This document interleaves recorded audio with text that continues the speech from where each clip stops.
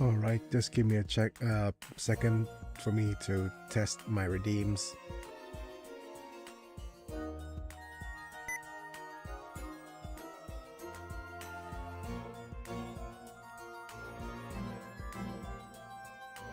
Okay, it's working on Twitch.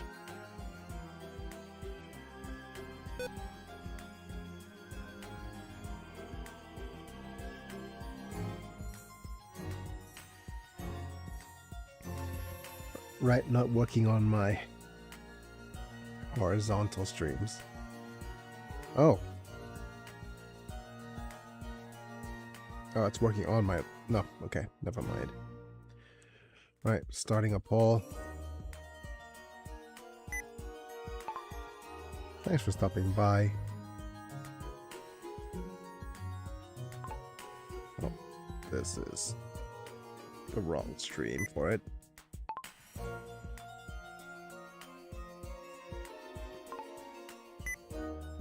Liked, exclamation point. Oh, come on. My brain is all over the place today. I already know it. And I'm on my side today as well.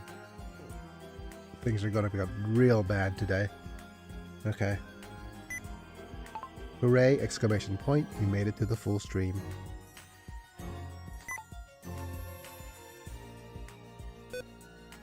Yay, exclamation point.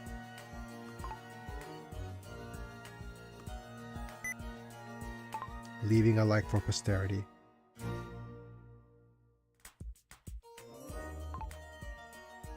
I said leaving a light, not leading a light. Leaving a like. Like?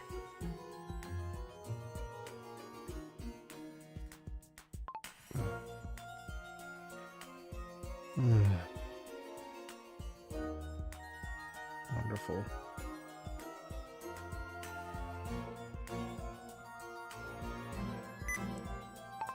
Unfortunately, the redeems don't seem to be working on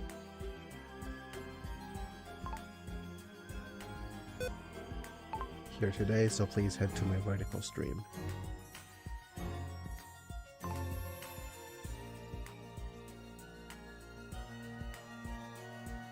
Not only that the redeems aren't working, that unfortunately okay, the redeems don't seem to be working here today, so please head to my vertical stream. Unfortunately, the redeems don't seem to be working here today, so please head to my vertical stream. What is going on with my chat? What? What the deuce?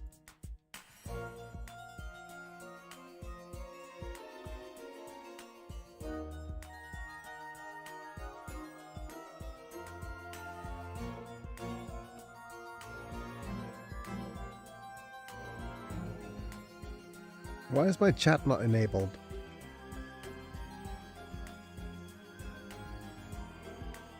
What the actual deuce?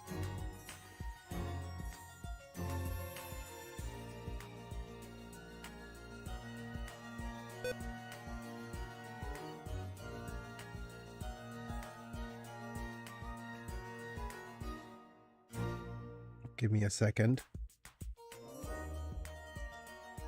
Everything's coming up, Millhouse. Now everything's going to... Test. There we go. Unfortunately, the redeems don't seem to be working here today, so please head to my vertical stream. Okay, at the very least, that's working on the horizontal streams. Okay, that restream's done. Let's go ahead and pop out to check my verticals.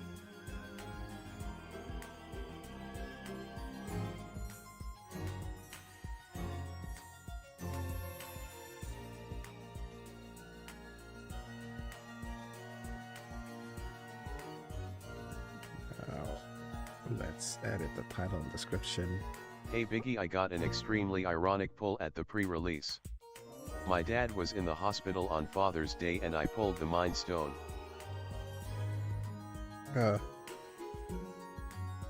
That's a bit of a mind F Certainly. And then welcome to the stream, Palmund. I need to test the redeems here on the verticals.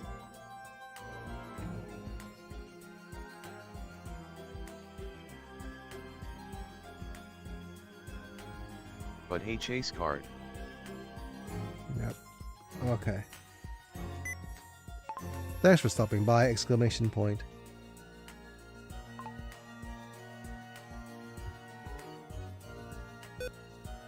Mind leaving a like? Question mark.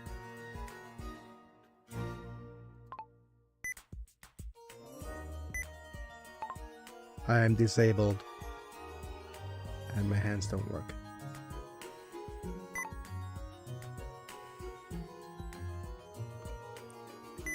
Go. Liked! Exclamation point. And staying to chat.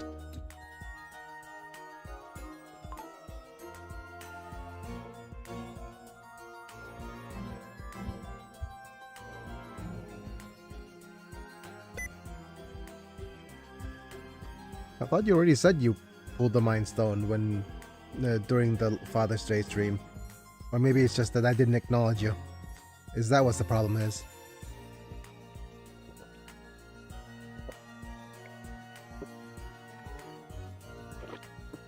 Ugh.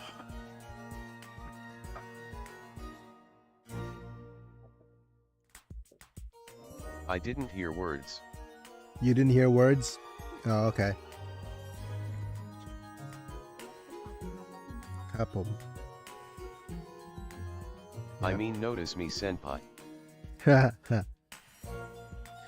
Right, let's go ahead and switch to my face cam to say hi.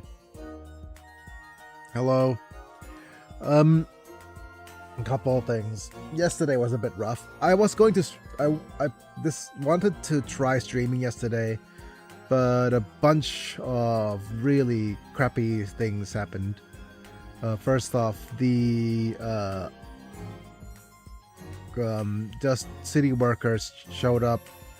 Well, my sister walked up and said that the city workers are going to come at 10 a.m. to fumigate the house. Is it why? Because you know, they have work on.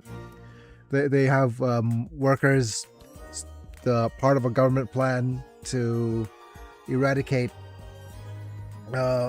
mosquitoes, mosquito-borne diseases, etc. So that's it. Social workers are going to come in, spray the house 10 a.m. today at around 8 a.m. Hi. Has... Okay, that's going to be a mouthful to say. Hasli Dawat Jahar. Dawati Jahar. Hi, Hasley. Or Haslida. Whichever way your name is. Welcome to the stream. But basically, I'm just gonna rant and yap about a little bit. Well. Yeah. Kawin Nawal. Kawin Nawal. I'm not sure which language you're speaking though. YouTube might auto-translate it sometimes though, I think. Yep. Yeah, said hi. Wait, early marriage? I think YouTube's mistranslating that, certainly. But, okay.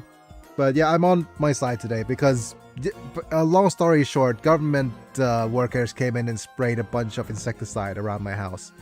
And I felt I was nauseous for the rest of the day. I didn't sleep well last night. Everything was coming up Millhouse. We even set it up so that I could actually, we told them that I was a bedridden patient, and they said that they were going to show up at 10. I said, okay, so the plan is we're going to get on a wheelchair, vacate the house, go outside. Hello. Hey, fisherman. Thanks for being here, buddy. I was just going to rant about what happened yesterday. So yesterday, we were going to get me on a wheelchair. I changed my profile. My dad is getting a lift, but I am not sure what it's called. Is it not called lift anymore? I drew it. Yeah. Video. Yeah. A bunch of chatters here today. Thanks for being here. But anyways, I was getting on my wheelchair, and if you know anything about my escapades, I need to actually spend about 20 minutes to set myself up to get on the wheelchair. Dad BBBB Yang Terlintas. Yeah. Please stay on topic, buddy. Don't just spam the chat. No, like it's like something you probably have near your bed.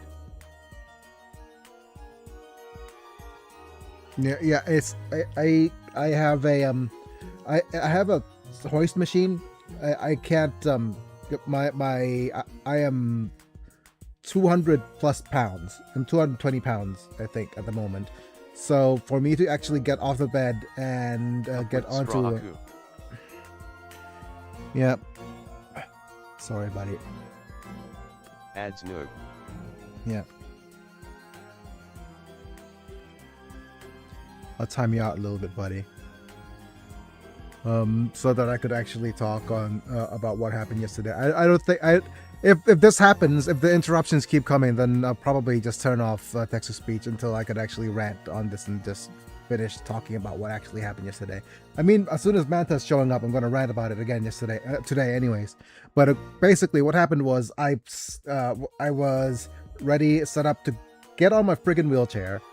And for me to do that, I need about 20 minutes to set myself up, prepare myself, and to be able to get out of the house, right? The shocker, the caretakers arrive early. None of the caretakers, the social workers arrive early. They were supposed to arrive at 10. They came here at 9:40 when I was still trying to get back on the chair. I was successfully put on the chair, and they start fumigating immediately with me inside the house. So, yeah, that was fun. They said that, oh, it'll be fine. All that Angry face. Yeah. And as I said, the guys were, it'll be fine. It is harmless to it is harmless to people, allegedly. So basically, they just I had all this plan that I was going to be far away from the house. They were going to wheel me out and put me outside of in safe distance from the smoke and it will be fine. Yep. It was in fact not fine. Yeah, exactly. It was absolutely like, and it says, okay, just clean, and they surveyed the house, and then they said, oh, it'll be fine. Just keep the windows closed. And you can see the actual horror of all the smoke. They had to fumigate outside around the house compound, and they just keep him inside, and everything should be fine. And you see the smoke seeping all the way into the windows. It was wonderful, quote unquote. Yeah, and I had to immediately. I tried various different things. Put on a mask. That didn't help. I was dizzy for the entire morning. It was absolutely everything coming up Millhouse. It is as you expect. They wanted to get things done quickly, and then as soon as they're done, they left. Yep. Poison is entering my personal space and I can't move. Actual horror. Yeah, exactly. But yeah, and had trouble sleeping yesterday as well. Just nausea and stuff. But that's all well and good. If you can't tell, if I remove my glasses a little bit, if you can't tell by the friggin' I'm a friggin' Kung Fu Panda today. Look at those bags. My. So we're lying down today. I'm not at. If I sit up, I'm going to just pass out a little bit. It's not going to be a fun time. But yeah, anyways, that's my rant and my rave. So let's go ahead and just say thank you to our members and just continue on the stream. I'm going to talk about the rest of the things. This is going to happen. Thank you, Apilux, Manta, Chris Burton, Talenton, Yellowneck, Techno, Ozor. Members at the time of streaming, getting to watch videos early, cool badges and emojis. Pardon me. For whenever you comment. The rest of you guys, don't forget to like the video if you enjoyed, subscribe, you want to see more, click on the bell to get notified for when I go live. And we're gonna play some Rogue Trader for Warhammer Weekday. So let's actually continue there. Wait, is my game working? Okay, let me just turn off all of the other things that doesn't involve me or doesn't involve the game. So let me turn off my other camera. We'll turn off the phone link, so it's because this frees up a little bit of RAM. And Rogue Trader is booting up, so let's go to the Rogue Tradering screen. There we go. Nice EV in Pokemon Go. Smiley face. EV? No, not EV. These are all original Pokemons. The members are all... these are all Pokemembers. Pokemembers are people who become members in the channel. And once you are a channel member, you get turned into a Pokemon amongst other real cool perks. So if you actually help me out a little bit each month, I grant you entry into... take your username. It was on a short I just watched. Oh dear. Yeah. Pokemon shorts? Oh no. Okay. But anyways, I'll let you know now. If you're watching from the horizontal stream, it's fine. But if you do want to use redeems, type !redeems and you can see what redeems there are available. There are a bunch of new redeems here and there. And it should actually only work on the vertical feed right now because YouTube hates, not YouTube, Streamlab hates... Can I be a member? Did I help you? You can become a member if you actually click the join button or just, type !member to see the joining link. Yeah. And a link should pop up if you type in !member. Is that still working? Or clicking the join button? Is that a thing? Yeah, there we go. You could join the membership program for perks. And if you become a member, then join for perks. Yeah. And amongst all the perks, you get a little cool badge. And then you get a little cool badge, as well as you could use some of my custom emojis. I'm not sure if you could see it on the tubes. No, not food emojis. Okay, great. YouTube, please YouTube, come on. Yep.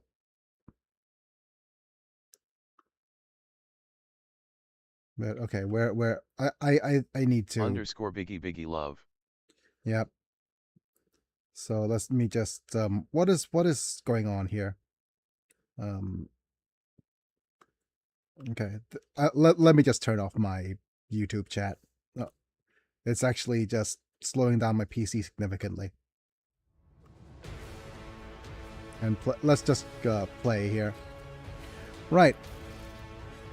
I'm going to close this.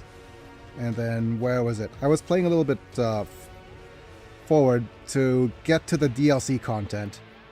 Right? So when we last left off, the last time we had a... Can I have mod? Just asking. No, not yet.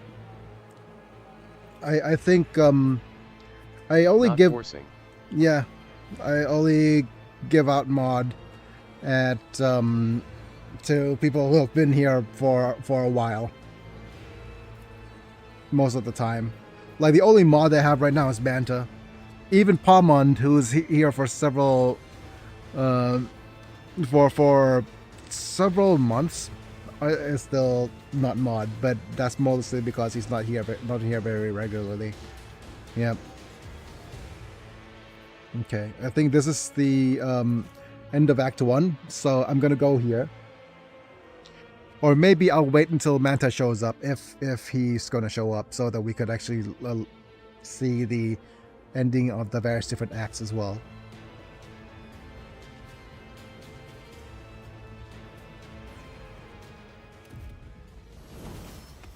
Yeah, but this is just the ending of Act 1 with everybody.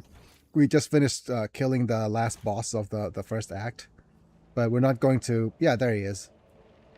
There's his corpse. Just a little bit of a Chaos Knight. Chaos Marine. All dead. Everyone's dead. But anyways, I'm gonna wait to see if... I was here when you did the test stream. Okay. I don't know which test stream you're talking about exactly, but... It was 13 years ago.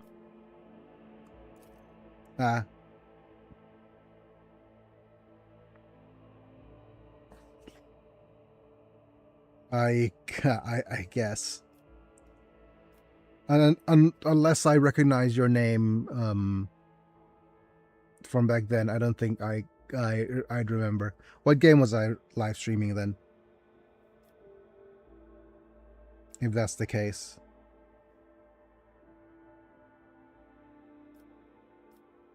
What was I known for back then? I mean, it's an easy guess because you could just literally go to my live streams and go and check what my latest live streams are. But I don't think it was on YouTube, so we'll see.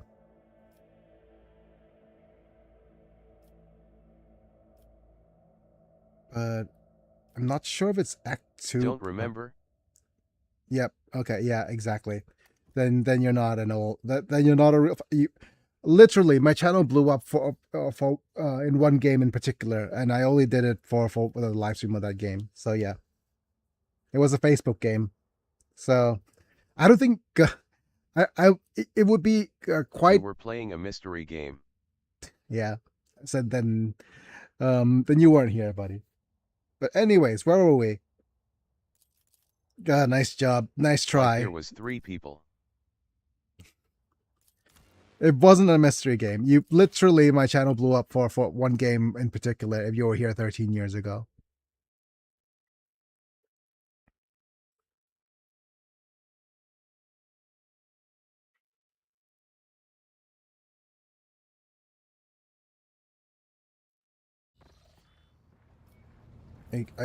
Wait, let's see now.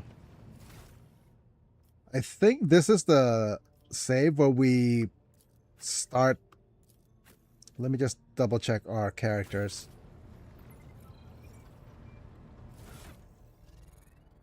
Yeah, I think this is the save where everybody's all well and equipped and ready to go.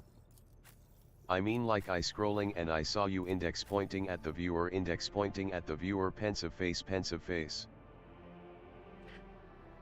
And now I know exactly that you were never... It's fine, winking face with tongue, thumbs up, medium skin tone. Buddy, 13-year scrolling wasn't even a thing. You weren't watching streams on phones.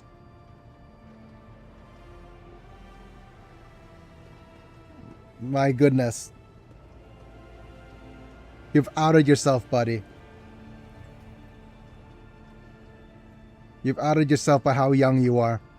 People don't watch streams on phones. Smirking face. I never said phone.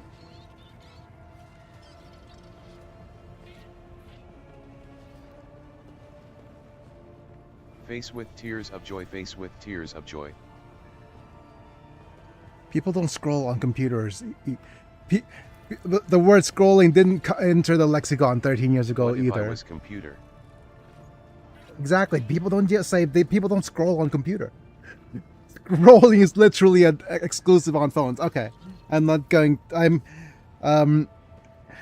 it's just a matter of a fact that, okay, I'm going to go on a limb and just say that Fisherman right here is also amongst the many accounts of that single dude. The same dude as Louis Mendoza, the same dude as all these other accounts that have been trying here on here before, claiming that they are different people, but they're the same person.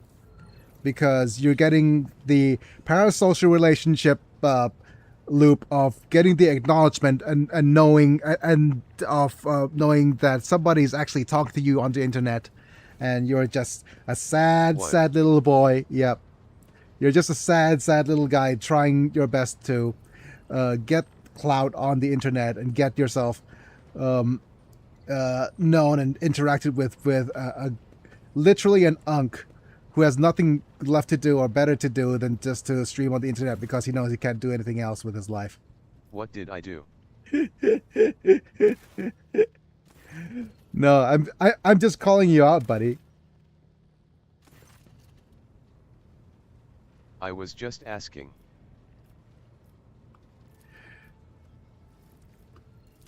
But you're literally just interacting because you're the only person left in the chat.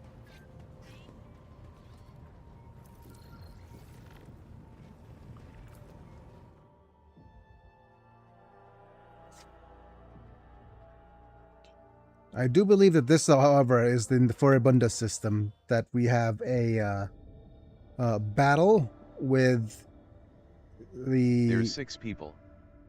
Yeah, but everybody here is just lurking, and they're all bots anyways.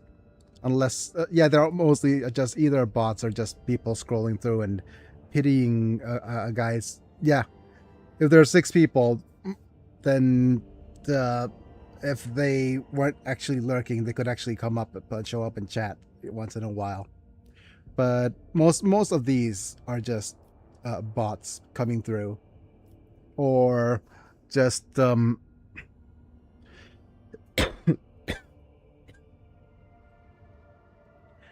as soon as I mention bots, the viewership would just slowly disappear, because that's how things go in these days anyways.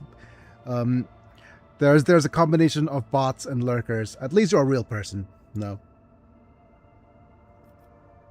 Okay, but anyways. Lord Captain. Roivor's voiceovers from the Vox sounds very rather than annoyed. I'm getting reports of several ships moving towards us. Judging by the fact that they're not responding to our hails and the telemetry shows a trail of macro batteries, they're not here to chinwag. Ready to issue the orders to prepare for battle on your command. Where'd they come from? Why haven't you noticed them before? Is it the rubbish of Furibundus? And then I'm not talking about those wrecks that are about to open fire. I mean the remains of a meteorite, glass clouds, refuse from the shipyards. It all bunches together, and the smaller ships are behind them to harness ships that they emerge from the warp. Could this be the work of Kunrad Voidvia? It's possible. Could have hired some scum, or maybe just a pirate who saw the state of our ship and decided to push this luck. Can we evade this combat? I don't think so, Lord Captain. There'd be no reason to. It'd be easier to blast these scum to smithereens than to evade them. With one footfall, we're coming with a few macro salvos. On my order. All stations get ready for void combat, but this is the void combat tutorial. We're going to... And see, as soon as I mention bots, the viewership sinks down to 2, because that's the reality of things.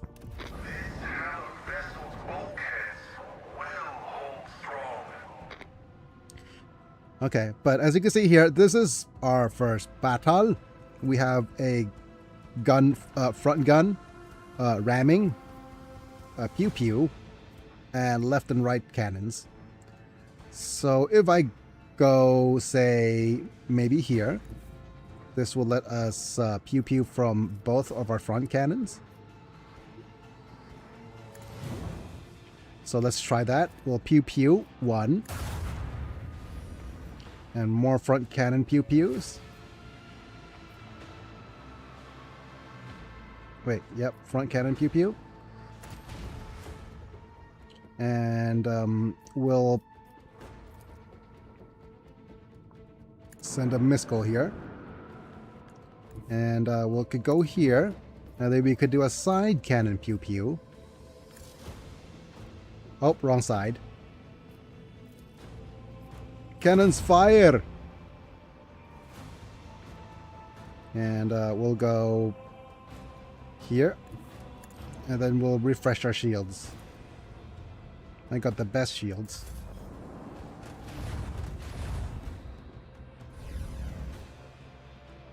And we should be able to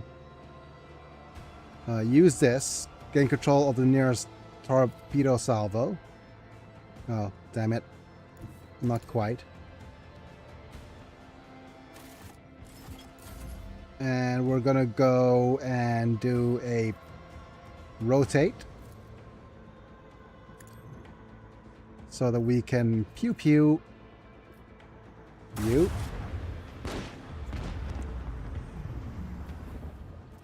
Before we blast these guys off again.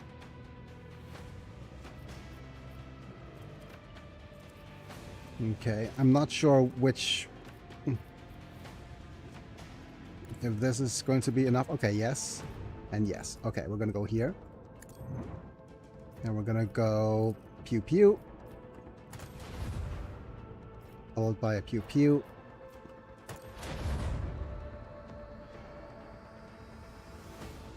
And we'll run this way. Okay, the missiles will circle around. And I think these guys are going to try to run. Yep.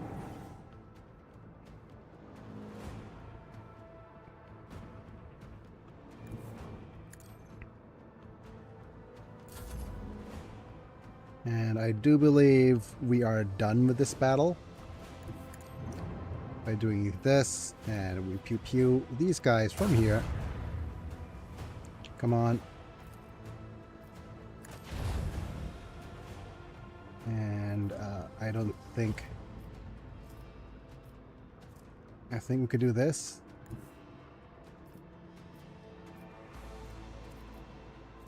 Yep. Macro cannons. Fire! They pale before our mastery of the void. And we got some scrap.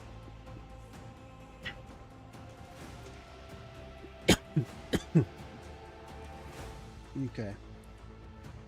Your Lordship, we have contacted Alter Templum Calyxus External 17. In accordance to your orders, the astropathic choir sent a message to the station about the plight of the implantation throne.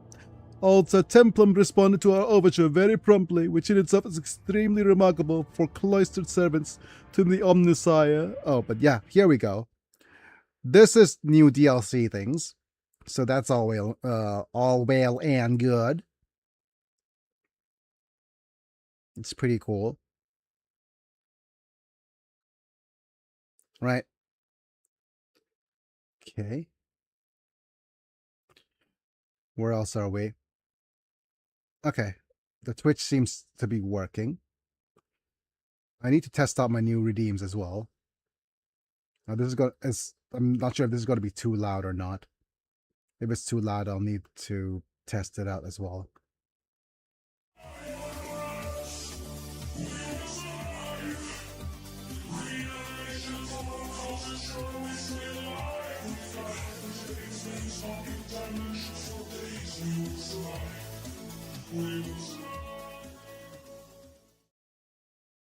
Okay.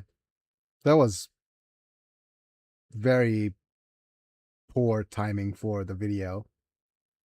I mean, in comparison to my other redeem.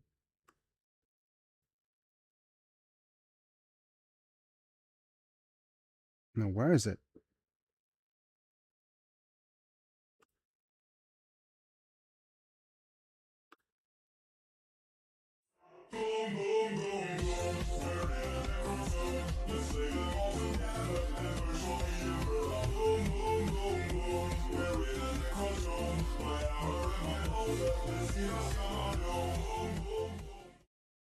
Okay, yeah. Never mind. All right. At the very least, it's working, but I'll probably need to redo the Necron redeem. The Adeptus Mechanicus report that they are most aggrieved by the misfortune that has befallen the ancient relic, and they are prepared to dispatch the flagship a learned man versed in the restoration of archaeotech machines. His name is Eugen Faberus, and he is not only to is ready not only to personally assist the dynasty, but also teach the ship's engineers all necessary rituals. กลับมาแล้วกาแฟหมดหรือยัง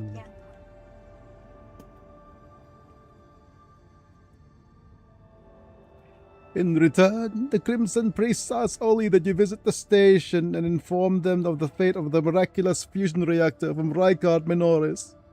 So why don't they come to me?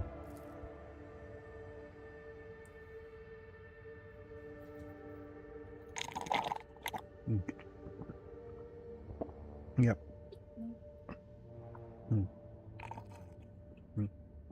นี่ขยับขาพี่นิดนึง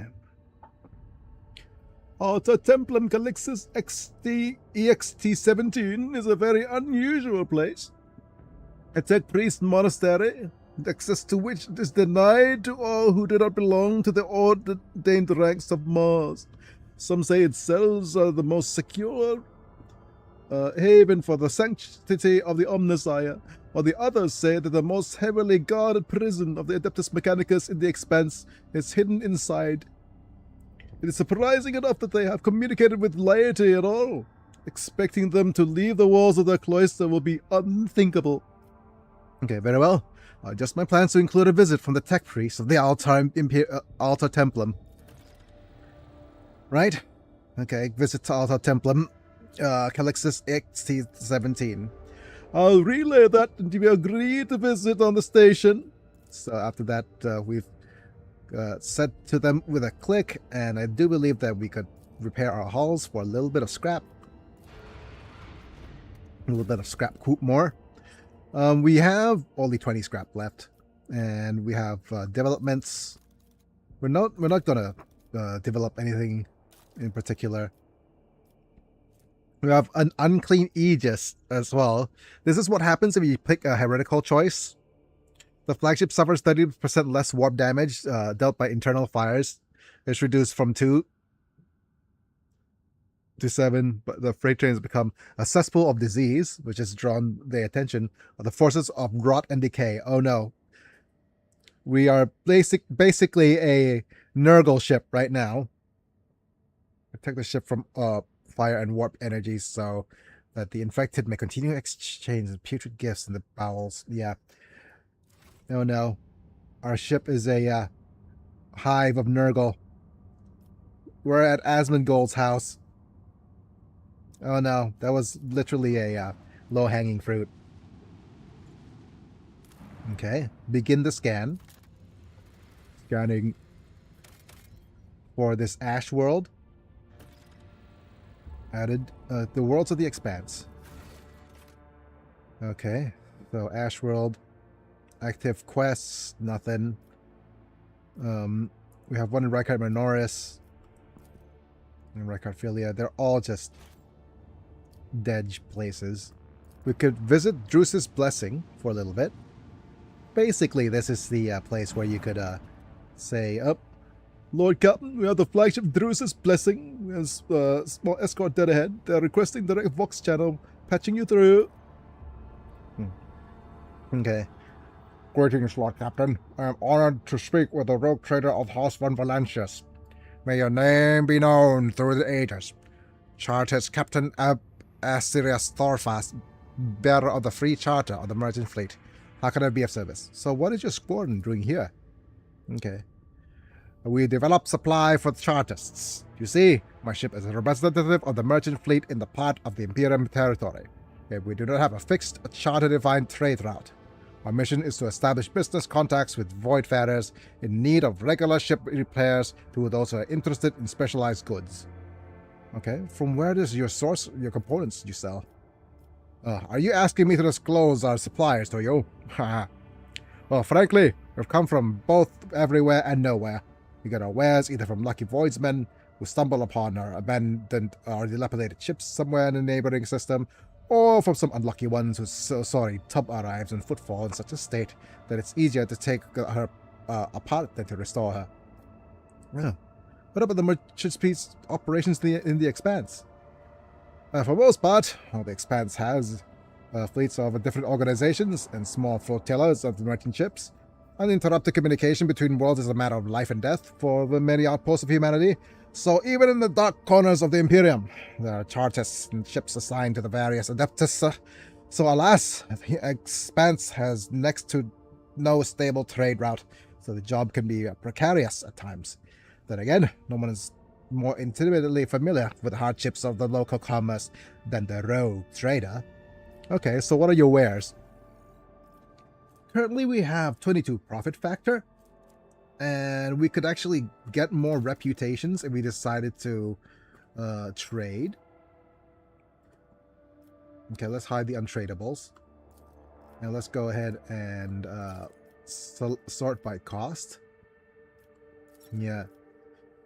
Okay, we could actually trade Void Pirate trophies immediately, but that's a 120 capacity. We might want to wait until we get more Void Pirate trophies. And I mean, we could get like all these ship components, because those rarely are of value to us.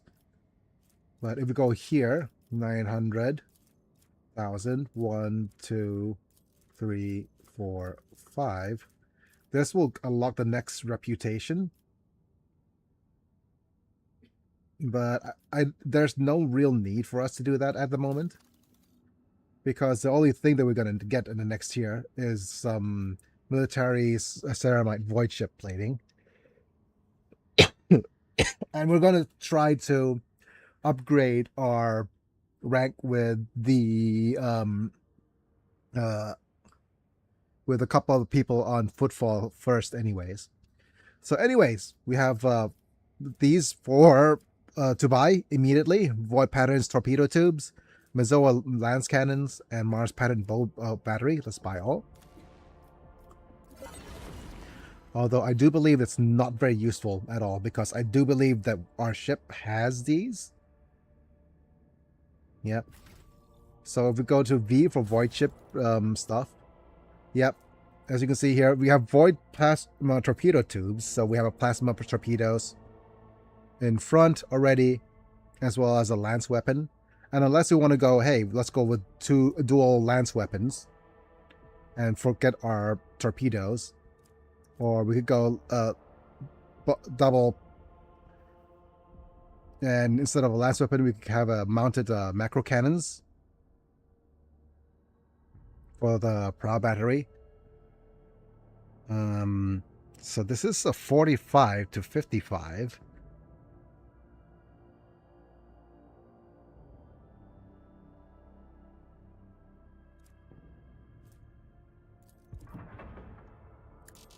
Okay, so this will actually deal more damage, right?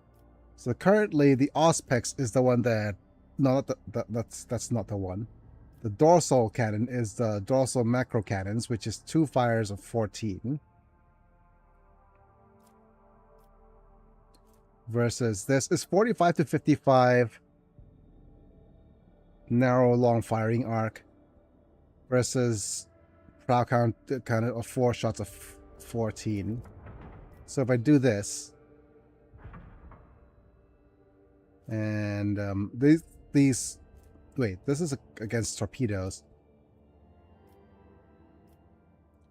So this will have us do shots and shots. But we have abilities regarding torpedoes, so most likely let's go ahead and pop the torpedoes back on. Yeah, this just gives us options. Because 45 to 55 damage is one thing. 14 times 4. 14 times 4, that's 4 and 1. 4 and 4 is... Yeah. I think it's... I think the range is going to be more useful. then the damage. 4 times 1 is 4. Well, actually, is the range more important? Range and damage more important? I think so.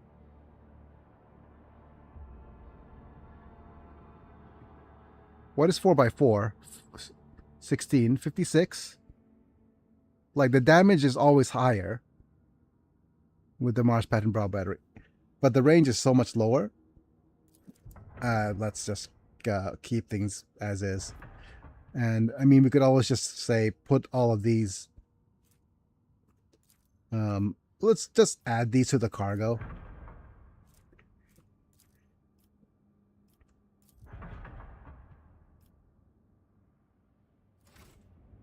Right?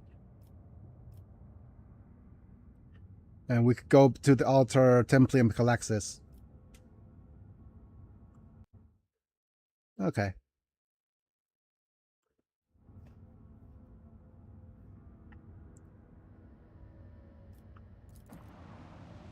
To continue the main quest.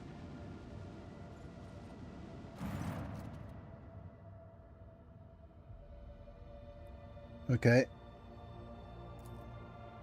We offer our thanks to the Omnisire in the intersection of events with a margin of error within the confidence interval.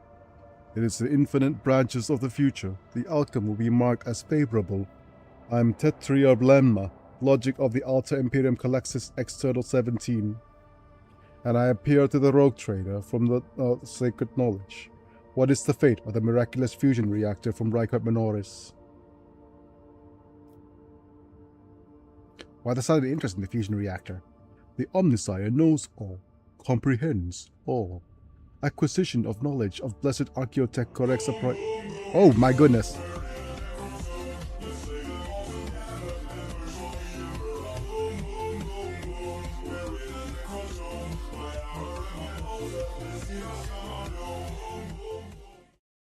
Gavin Jace. Hi, Gavin. Hi, Gavin. Thanks for being here in the stream. Took me by surprise there, buddy. Welcome. We are finally into the DLC content.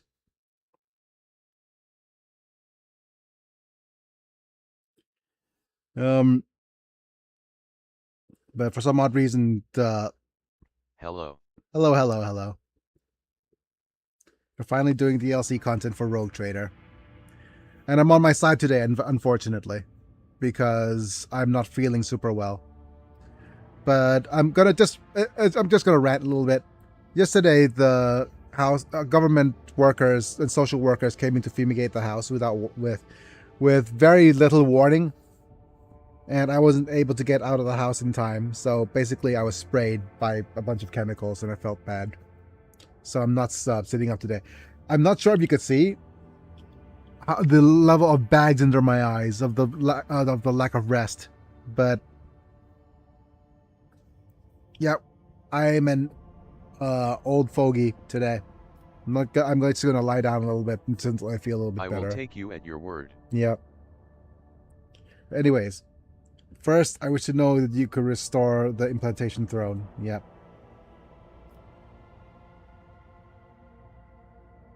Okay, the reactor remains on Rykard Minoris. Negative derivation for the optimal outcome has been registered. The cumulative completeness of knowledge has been reduced. The Omnisire mourns this loss. It is difficult to catch intonation of the Tetria Lemna's solemn voice, but the binary exclamation that follows seems genuinely sorrowful. So basically, when we last left off, we were in Rykard Minoris, and everything got swallowed up into a black hole. The sun got disappeared by Drukhari stuff. Drukhari weaponry. And we had to just leave it all behind. In gratitude for the extension of our knowledge of archaeotech, the tech clergy of Alta Templium Calaxis External 17 is prepared to perform Grade 3 binary rites of the machine spirits to your vessel. Our generators extremis, Aogan Ferbus, a manipulus who was received the benediction of the motive force, will be sent to embark on your ship immediately. Omnisire's blessings. Your lordship, it may be so bold to point out that the leader of the man possesses the rare combination of this is almost certainly proficient in the creation of blessed omens. This is a true boon to the flagship and for you personally. And that, all the more peculiar then, the Adeptus Mechanicus will so readily hand over one of its most invaluable brethren to us. It is unlikely that such generosity is motivated solely by the magnanimity. Registering the launch of the cargo shuttle on the course of our ship. And we are introduced. We are now introduced to Aogun. Hello, Aogun.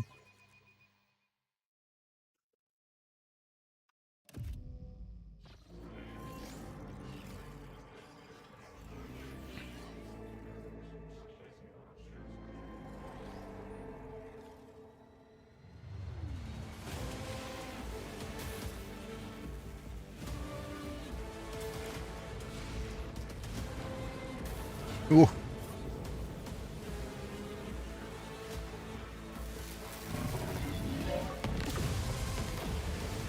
Oh dear.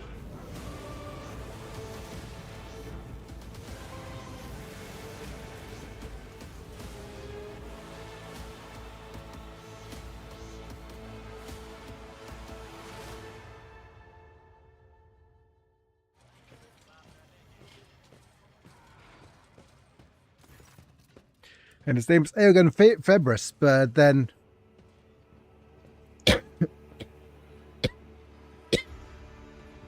there's a dude who's been calling him I've been misreading his name as Ferbus all this time. It's like Phineas and Ferb. So it's like Pascal and Ferb. But raising his hand, the tech priest snaps his hand closed and the sparks of the motive force vanish, as if he has caught them in his fists. A corpulent man with a metal abdomen and bulky carapace. He hovers above the deck as if a large crimson beetle. A mature force sits behind his angular black cap. For a Savantic, this Adeptus Mechanicus, his visage retains a surprising proportion of organic material, and is set in the dense beard of cables and pistons. A wise man once said that a machine spirit cannot be looked upon, and he was right. For the Omnissiah in his infinite wisdom has concealed his creation even from the gaze of his most devoted servants. But can the believer come to know the nature of a machine only through an eye of organics or steel? No. For the vapor that brings forth the scent of sacred unguents is the spirit's breath. The rumbling of joints and rods is the beating of its Did you ever heart, play Planescape and the motive Torment? force is the current of its blood. No, I've never heard of Planescape Torment.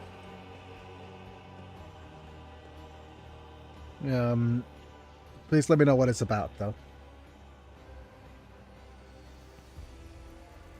The rumbling of the joints and rods and speeding of the heart. Okay, so what is going on with about the motive force? Yeah.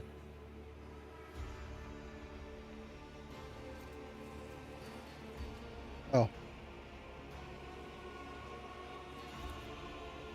The server skull hovering nearby stares silently at the priest. You are correct, Nuncius. I risk boring the rogue trader with my protracted ruminations. However, I will not allow the semantic analysis of my utterance to go unanswered. I will log your thesis for further debate. Now it is time to make my obeisance. Ha! Because he's a beast. Nah, I guess it, yeah. Rogue trader, your halls are filled with sacred metal, and the ship's tech priests must be commended in observing the sacraments of augmentation. Hidden Gem, That amazing blessed game. union of flesh. D&D Universe. Deep world building, multiple play styles, great voice acting and vibes. Tagline is what can change the nature of a man, and you play as a man cursed with immortality who has lost his memory of how he gained it. Ooh, okay, that sounds fun. That sounds like a hidden gem of a game, but it does feel like Is it a CRPG like this one then? But again, if we're going to go D&D universe, we're going to go into another bit of world building. Yet more world building. Right? And Ferrum Sanctum, beholding this charges my galvanic coils with exultation. I, Genitor Extremis Eogun Febris, greet you and thank you for the opportunity. It is to grace turn-based. these It ancient reminds me of the mechanisms style in with the terms of gift graphics and aesthetic. operation. Yep. I haven't, but the game I love, right? I absolutely love is Arcanum of Steamworks and Magic Obscura. I love that game to bits. Have you heard of Arcanum? Arcanum is the brainchild behind the guy who created Fallout. He basically, imagine Fallout, but the setting is throwing every single thing at the wall until it sticks. And it's a steampunk world with magic. It's a Steamworks and Magic Obscura. So basically they had technology, they had magic, they had everything they tried to fit into the game that they could. And there's just too much. Oh, yeah. Arcanum is chef's kiss. That is my comfort game as well. Yeah, but anyways, a tech priest who's chosen Medicae and biology as their field of scientific research. Janitors account for a large portion of the members of the Adeptus Mechanicus, and they hold great sway in determining the policies of the cult. They are distinguished from other brethren of the faith by their keen research interest in various forms of organic life. So basically, they research a lot of organic life. The sacrament of tech relic maintenance has been performed correctly. Protocol for exchange of sacred regalia initiated. Registering the affiliation of this blessed tech unit to the clergy of the Forge World, Sigis 8. Requesting confirmation of the unit's familiarity with the standards of the Catechism of Maintenance and Safety in effect on this vessel. Okay. Solemn and oppressive. He narrows his eye in suspicion, and he's also telling him that he's a Forge World. Okay, highly advanced planet with vast industrial potential covered by the Adeptus Mechanicus. So basically, Pascal feeling sus. It is my pleasure to confirm the protocol for the exchange of sacred regalia and greet my brother in ministry. The vows taken in this temple are known to me, and I promise to honor them. I request a meeting with my esteemed colleague to facilitate knowledge exchange and to discuss values. Oh, he is also... that's the cool thing about AO Gun, as far as we can see. Since he's a janitor, he's using his actual vocal cords, right? Who is the wise man who has theorized the nature of the machine spirit? It'd be interesting to read his work. Okay.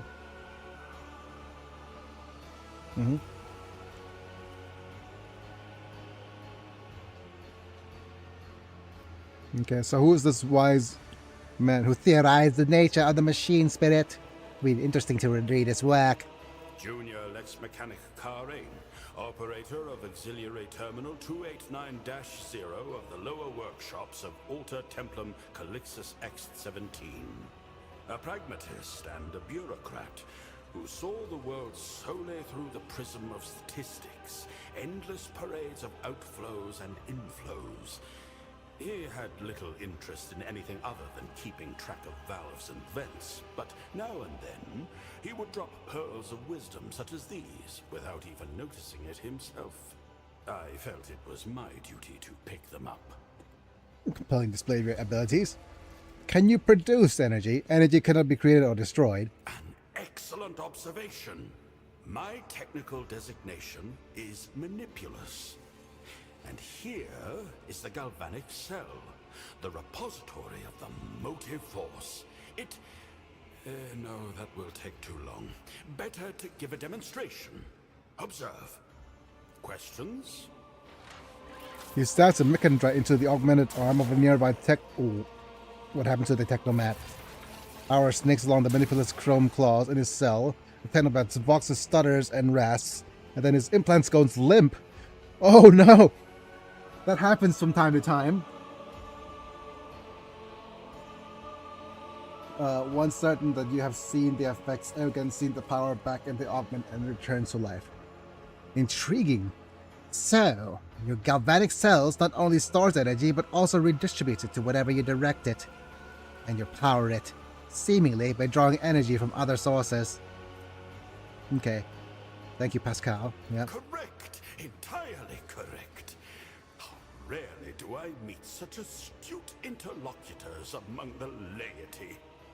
I respectfully initiate a request for an audience. I must discover what other gems of knowledge are hiding within your rich mind. But a Manipulus is a guy who carries their body on a galvanic cell, a reservoir of the motive force. The Manipulus mechanites control the sacred energy, taking it from some machines and giving it to others. So basically, we... Oh, I would... Okay, being a... considering my condition, I think being a Manipulus isn't so bad. I'm built for it, after all. So what does Genesis Extremis mean? It is my creed, the incontrovertible fact that has defined my existence for as long as I can recall. And I recall a great deal.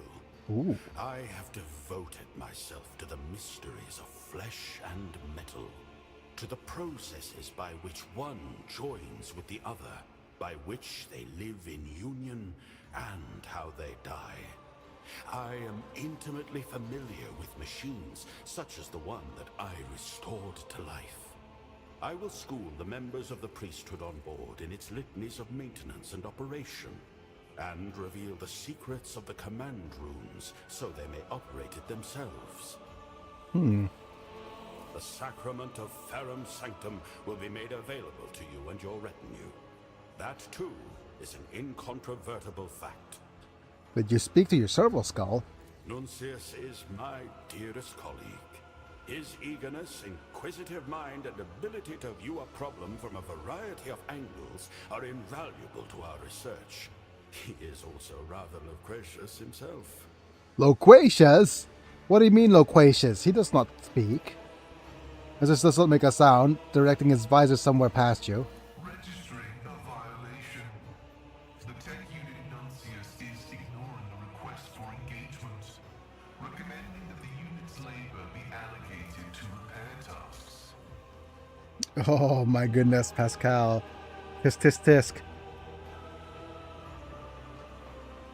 Declined with gratitude and due reverence. The tech unit Nuncius is designated as a personal instrument of the quest for the divine, which confers the privilege of privacy. That includes privacy from intrusion by entities of equal standing. Equal standing? Status confirmed. Rejection of request acknowledged as valid. Oh. Oh my goodness, he's like... I'm treating the servo skull as equal. Yeah. He's quite the gabbler, all right. Maybe the cog-bellied master hears voices in his head too. I'm sure my friends from beyond their door would love to get together with them sometime. Oh dear. A servo skull? As your colleague? Right. Well then, I'll take a data slate for my adjutant. My goodness, my goodness. I see no colors coming from Nuncius. Is treating servo skulls like living beings some kind of sacred practice among the tech priests? Oh my. Oh me, oh my. But surely it does not answer you. How truly peculiar.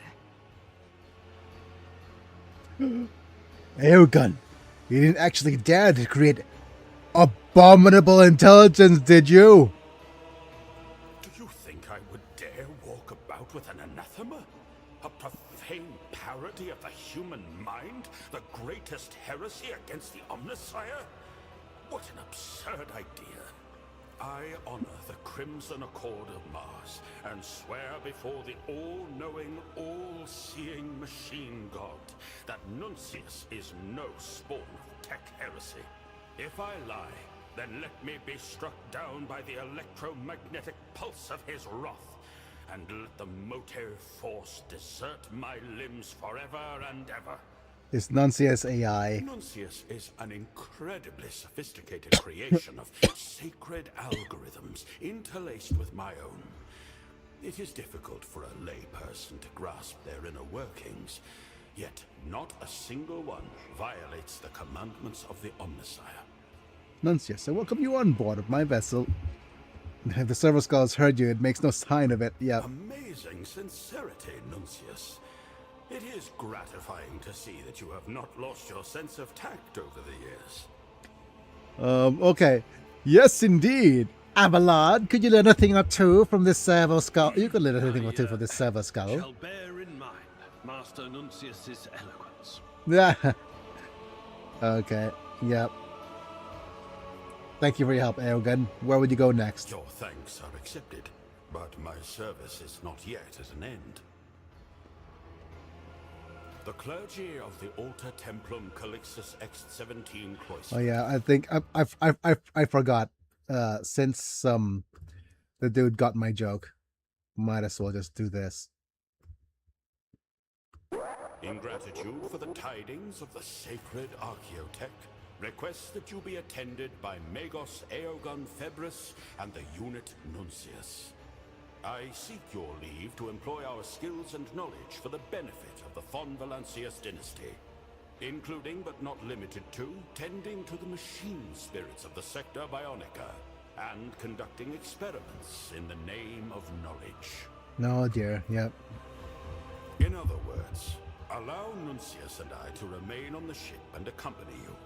We are well versed in augmetics, genetics, alchemy, the anatomy of humans and abominable xenos alike, and the mysteries of the motive force and of sacred engineering. These fields of knowledge may also be employed to eliminate units whose views are not conducive to productive debate. Oh my goodness. Is he going making a nod at what's his name? Pascal. Why would you wish to do It this? is my sacred duty to stand vigil to ensure the faithful operation of the technology I restored. Beyond that, Alter Oi. Templum Calixtus Sadongle. X17 is an enclosed community. Many wisdoms can be found within its walls, but I seem to have exhausted their supply. Theory lays the man. foundation for exploration, but only practice can open the gates of knowledge. Nuncius and I have always been practitioners first and foremost. I think for me, whenever there's a susness of a priest who is within a library and he thought that, oh, I've learned everything, might as well leave. What happened to the implantation throne if I turn you away? I have already transferred the basic right of operation to a qualified contingent in the Sector Bionica. If you refuse us, Nuncius and I will linger just long enough to pass on the rest of our knowledge, after which we will disembark. The augmentation procedures can be performed without my participation. Oh well. Welcome aboard though, Aogun. Skepticism is undeniably one of the instruments of knowledge, dearest colleague. It guards us against many heresies, preventing ego and vanity from clouding reason on the path of service. But as you see, Nuncius, it is not justified in every circumstance. Rogue trader, Nuncius states that you are a person of rare perspicacity and prudence. I record this as an input, of course. I did not come empty-handed. I would like to present you with this augment. Now that the machine spirit of the implantation throne is awake, I can bestow its blessing upon you or one of your retinue, should the rogue trader will it. This is a pneumatic assault grapple Mark Warrior. The user gains the Force Couple enemy and Force Couple ally abilities. Force Couple enemy allows the users to attack the target enemy with a melee weapon if they have one equipped. After the pull... Oh no, this is a get over here. If the user has two weapons equipped, they attack with both of them, but each does minus 50% less damage. This is a get over here. Oh my goodness. That's pretty cool. I guess. Sorry, Pascal. Aogun's joining me for a little bit.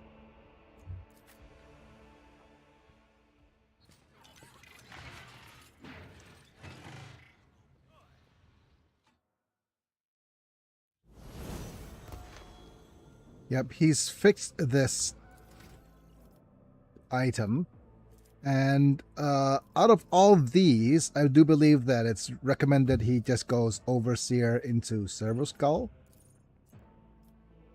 That's nice. So he has more... give Pascal another skull as a companion. My tech assistant is ready to operate. Blessed augmetics can replace and enhance vision, motor function, and endurance. Alas, they cannot cure incompetence. Oh, my goodness. What is your skull's name? Tria Prima? I hardly know her. Vesper? I hardly know her as well. Okay. Vesper and Aogun. Oh, he has plasma guns. Let's go ahead and look at his stats real quick. He has a bunch of weapon skill with an Omniscient Axe. Not as strong as a ballistic skill, but he has a lot of intelligence and, well, not bad fellowship. But he has a bunch of tech use and Medicae. I guess those are his highest stats. He also has very high logic. But I guess he has a lot of Medicae because of his base skill in it. But what is his... well, considering his characteristics as an Overseer, his features, right? No, his archetype. He has an Officer, so it's basically another... extra turns granted to some other things. Oh my goodness, he's half heretical and half iconoclast. Okay. Right, so slightly heretical. Ever so slightly. So he's probably a good companion for a heretical run. I guess. Alright, we'll see. We shall see how things go with him. Right, let's actually go ahead and I think there's more things over here. There's more loot. Didn't know why I didn't pick this up the first time.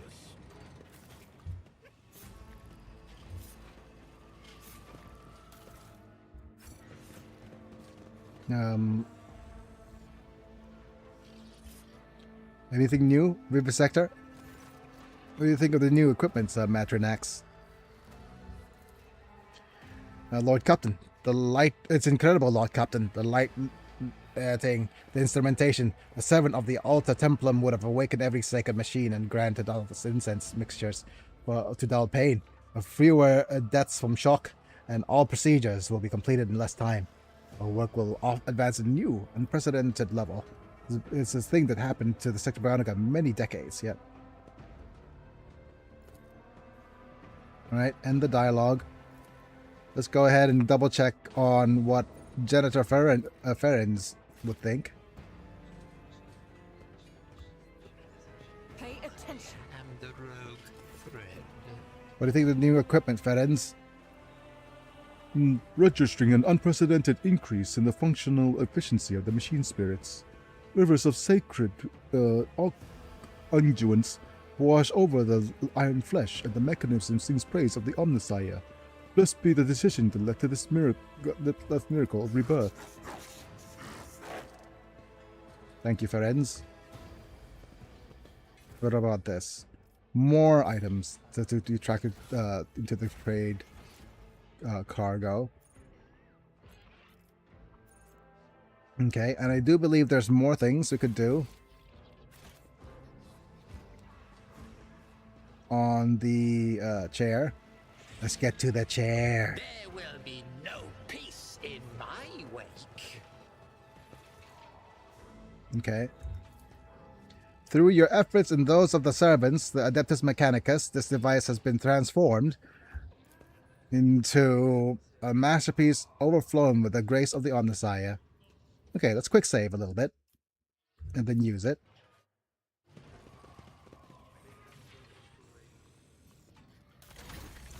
Okay. And here's the thing. There's a couple of really interesting augments that we could actually get. Currently, though, there's three things. This is the Ogren Grip, which has the user equip two-handed melee weapons in this hand, including staves and rock saws. So the negative effect is it deals 15% less damage and can perform only basic attacks with two-handed weapons in this hand.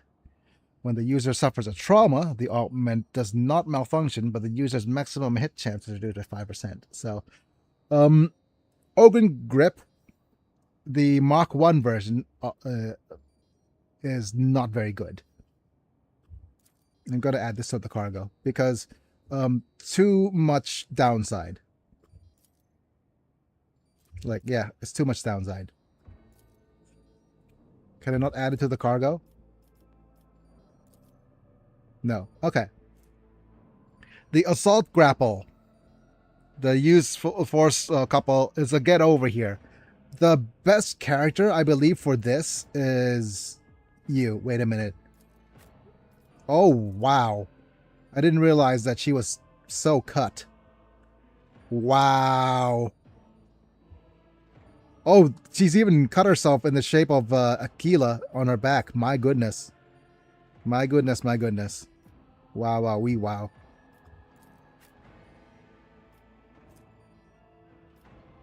That's new. Does our Idira have hidden tattoos anywhere? Any heretical things? No. What about Sister Argenta? I don't think Sister Argenta has any tattoos either.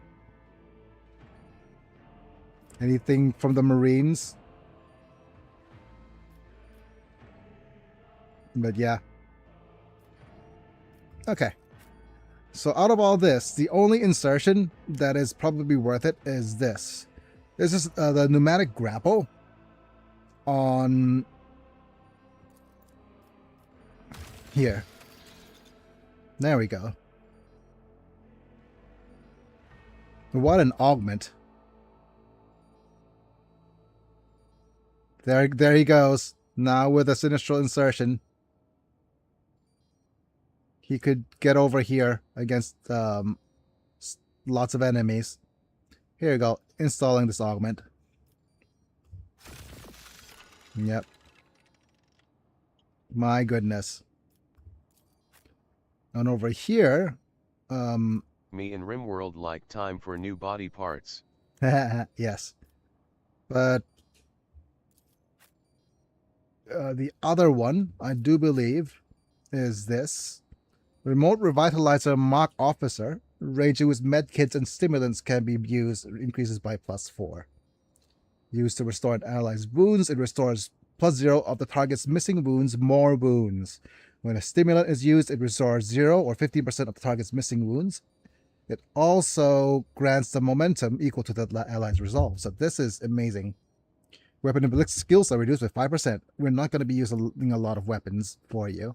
So there we go. Hey, let's just give you more augments, shall we? Into your left arm. Wait.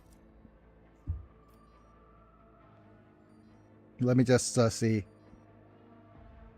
Yeah, let's just add you more augments onto your left arm. Installing. Yep. So now he's just going to be med-kitting everywhere, here and there. But the more of this, the more shock damage you get. So you have to be careful against electric weapons, certainly. But look at this. All these things are locked in. Okay. But I'm not sure exactly what to equip you yet. Let's look at the Okay, I'm going to actually just add this to the cargo now. I'm not going to use the Ogryn Grip. The Ogryn Grip's probably useful for Abelard later in the game. But not being able to use the shields for him is going to be rough. What else is interesting? Oh yeah, we probably want to look at all of the items or weaponry. Okay, officer's chainsword. Yeah. Okay, let's look at. We have weapons that we could equip, right? But I think these are just his best weapons so far. We also have, we have no armor we could equip on him. We have a bunch of helmets. Oh, I know what we could do. Where's the demon tool?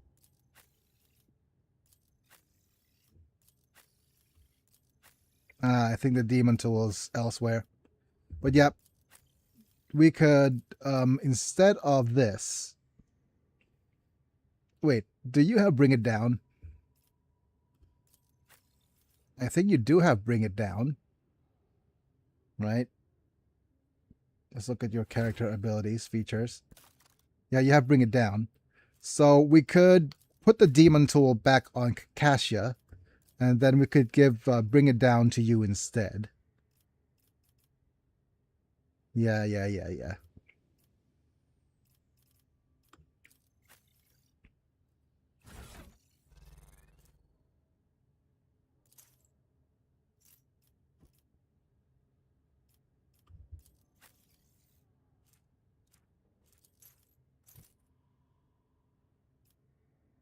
And this is one. No, this is not suppression. Meh. Zero sum lens. 8% chance to reduce incoming damage to 0. That's quite a fair bit. Immunity to horrors of the warp. Gloves of endurance. Oh, it's tech use. Tech use is good for you, I guess. But we can't give you capes, whereas deals damage. This is gains, I guess. Okay, I guess that's pretty much going to be it. We don't have any accessories we could equip you, but we definitely want to give you a bunch of Medicays and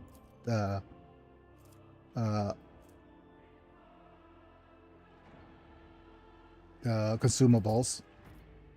So consumable, Medicaid, medic, medkit.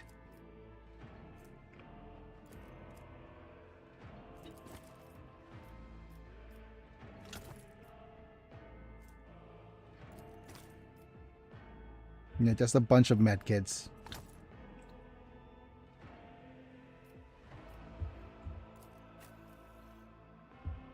Might be worth giving you one of these as well,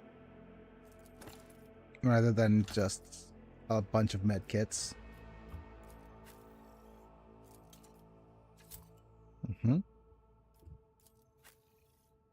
Okay, Kefka needs another medkit.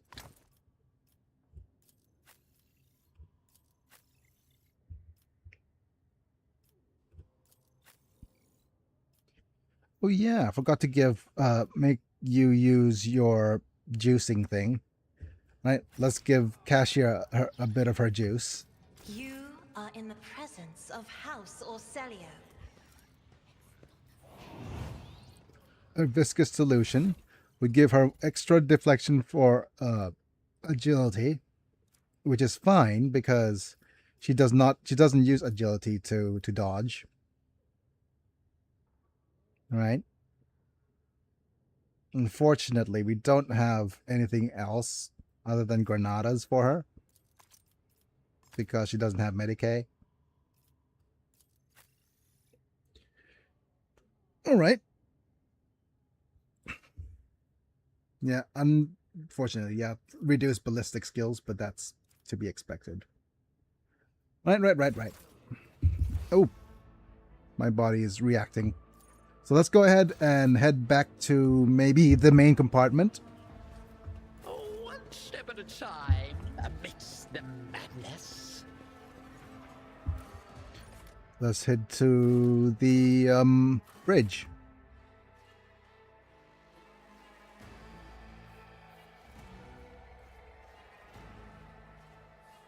Wait, why is... Oh, you're listening only. Okay, I understand. I was wondering about what the tag is. It's cool of you.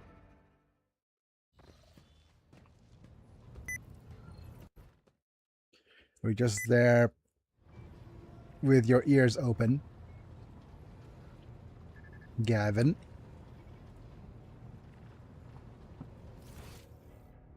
And we're going to have a chat with, what's his name as well. Okay, but let me just unequip our buddy away with a demon tool.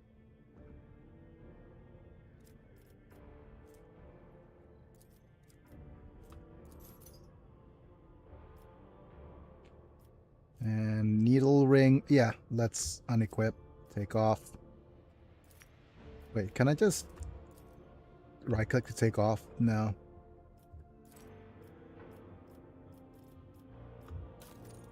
Yeah. Okay, you have the technical goggles. Yep.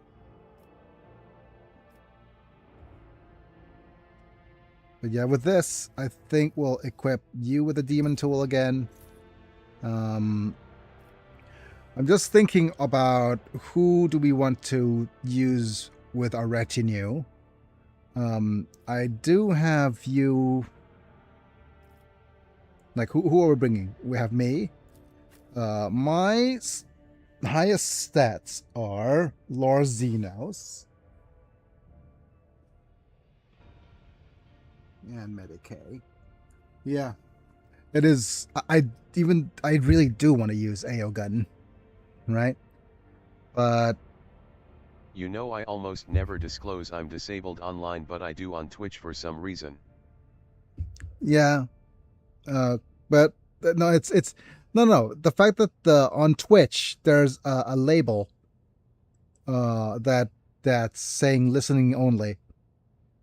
So it's kind of, well, it's kind of not that good that it discloses that, but it is also just, yeah. I'm just looking through if there's anything else I want to actually use for our character instead of my tech use in Medicaid. But yeah, there is an item that discloses that. So there is a badge, I mean, that discloses the fact that you're only listening. So, The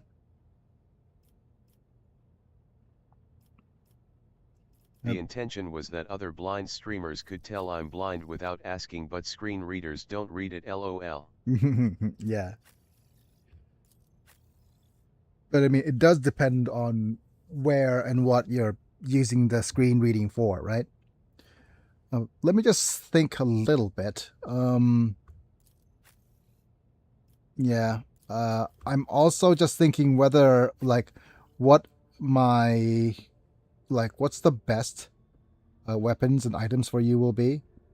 But we're gonna have, like, what's going to be our setup. I do like Kybella being part of the crew. The thing is, since Kefka's here, and he's going to be doing lots of dot damage, Kybella will work well with him to do dot damage as well. The other person doing a lot of dot damage will be Heinrichs, but that's going to be our third executioner if he's also part of the team. But looking at this, that means that Argenta is going to be the one who's going to not be part of the main crew. Reason being why Argenta is not going to join us is because her main stats is awareness and demolition, which also is a crossover with Kybella. Kybella also has demolition and awareness. So, and Kefka will be the one doing a lot of the pew pew damage. Pascal also has pew pew damage. So, we'll need Abelard as a frontline tanker. We're going to go pew pew, meaning that Argenta is not going to be part of our retinue. She's probably going to. She's also dogmatic, so she's on the mostly likely to be on the chopping block. Kybella might be on the chopping block as well, as we put on another dude with better demolition and awareness. But that also depends on which ending we're going to go for. But I want the whole banter between Aogun and Pascal. So Aogun and Pascal will join us. So that's 1, that's 2, 3, 4, and 5. Okay. So meaning that our damage dealer will be Pascal will be our ranged damage dealer. I'm just thinking if there's any item we want to give Pascal while we can. Actually, let's unequip Argenta from all of the items that are not necessarily like important for her. Warmonger boots. Warmonger boots is offs 2 or more enemies.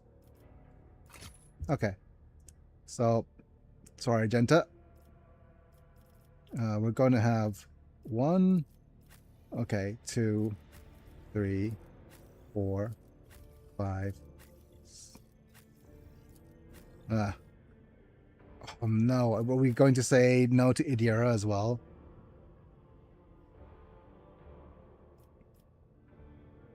No, we need Idira for her warp lore. Or no, we need Idira for her warp lore. 1, 2, 3, 4.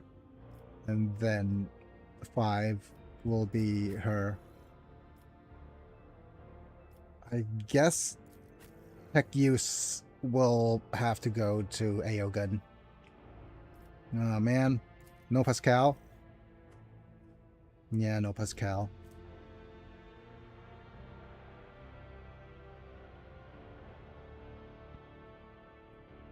Okay.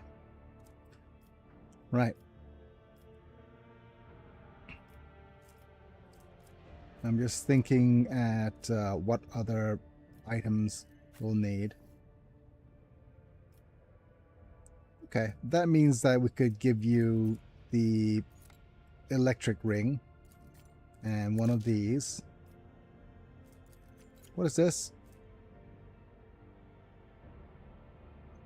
No, double bonus if he's dogmatic. Okay, I guess this goes back on Argenta.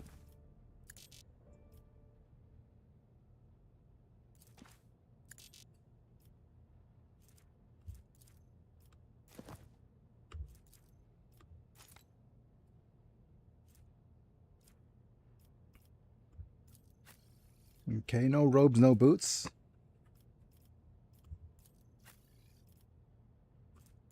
I guess this is closest thing to boots for you.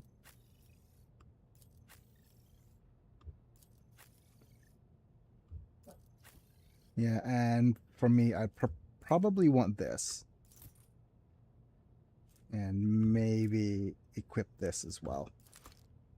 Because you're our other ranged unit.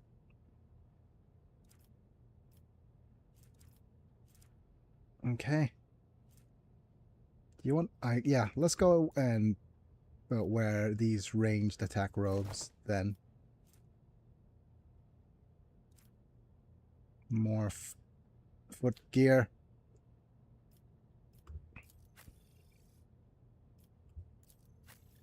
Okay. No.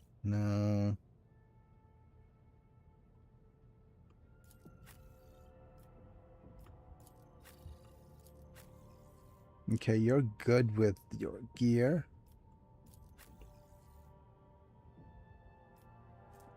Okay, emergency injector.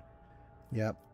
This is single target. Yeah, I think that's everything. Yeah. Let's quick save here. On the voice chip bridge, something new as well.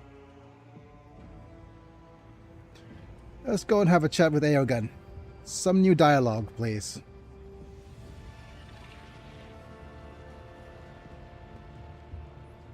Megos biologus Eurystheus octo rebido declaimed. Every organism naturally born, flesh from flesh, knows fear. But the supreme terror of an organic organism is invariably evoked by the threat of annihilation. I have pondered this a great deal. Do death and terror define our existence from the very beginning? Like a kind of fate, a raised blade since our conception that governs our lives. Rogue Trader, do you fear death? Oh my goodness.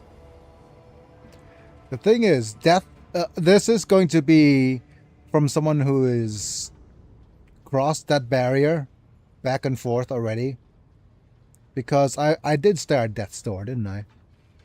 When I had an accident. The thing is, death is probably the only experience that we don't get to experience. We only get to experience things like being near death or facing death. And it's probably one of the most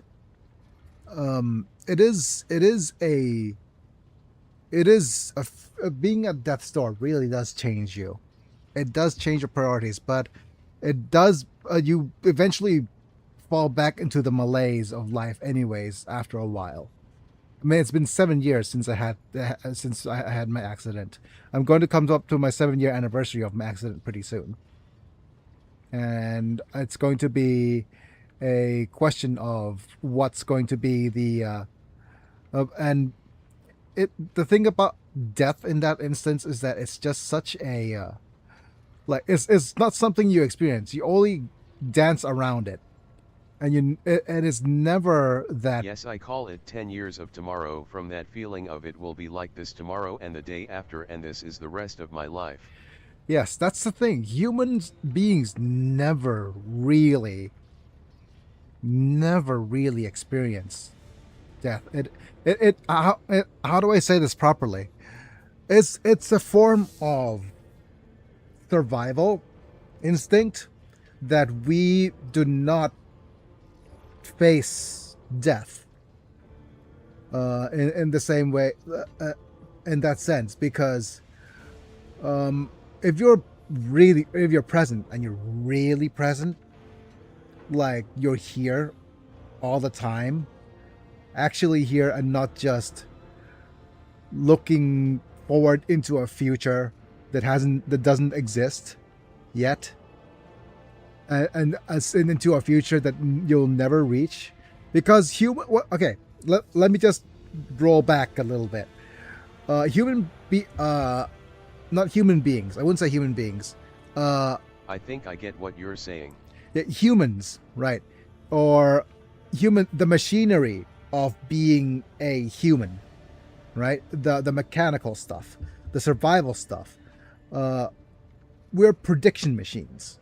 The way our body and the hardware is wired to survive is to able to predict futures. And the way we predict futures is we create patterns. And the more predictable the pattern, the more at home or the more comfortable we are, right? That's why we set up predictable patterns in life. It gives us comfort. It gives us security of what could and would not actually happen, what is predictable in the future. And it becomes self-fulfilling prophecy, meaning that each day we will be starting up things in our schedule, following the schedule to the best we can, and then predictably fall into same old patterns. And that for us is very comfortable. But on the contrary, it is also leaves us very in this We kind want of assurances and are unsure of change, but what is there beside change? Haha. We all move forward in time, we can't actually stay in place. and that's the thing. Reality changes all the time. That is very, very true. Reality is never static. Change is always inevitable. Everything that is physically real always changes. The state of matter is a state of change. That's the thing that people aren't present about. And the only security or predictability or the patterns are recognized from within, or just it's in your head, pretty much. We give patterns and we name them, and that's a great survival mechanic, which is great for survival, but it is counter to the way that we live our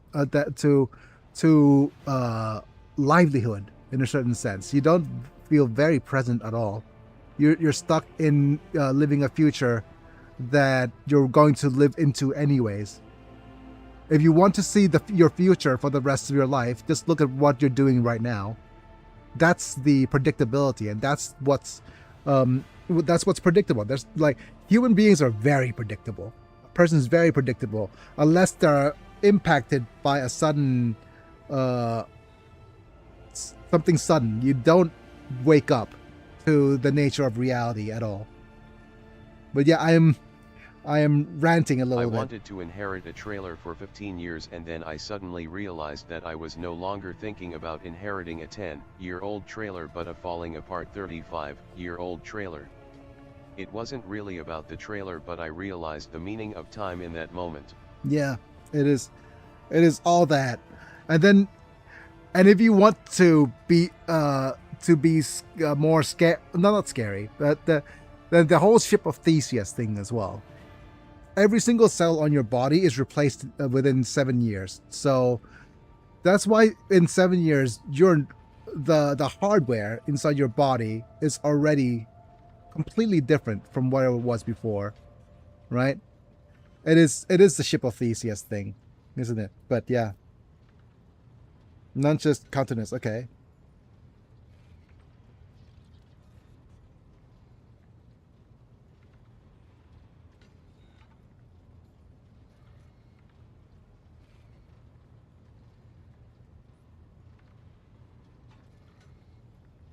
The question is, which one of this do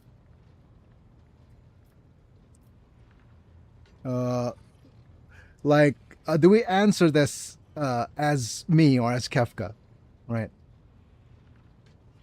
Let's answer it as Kefka, shall we? It's either one. Hey again, do you begin our conversations with questions about death, or is that a threat? Or I'm no stranger to human foibles. We all live with that fear. It says, there's nothing to fear in death if you have lived a worthy life, or I do not care about dying. I'm too busy living, or death is for other people. I shall rise above it, for such is my destiny. And it's yes, death, life. It's all terribly profound. But the question Eogan asks is whether I fear death, and which one of this is more like me. Like, I would actually counter with a question. I would definitely want to ask again to talk if we wanted to discuss further about it. Yeah.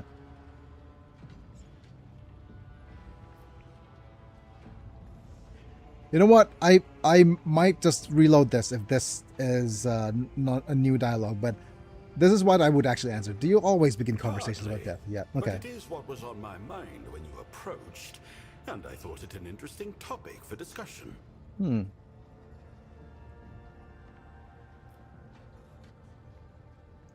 Is it a human foible to fear death? Yeah.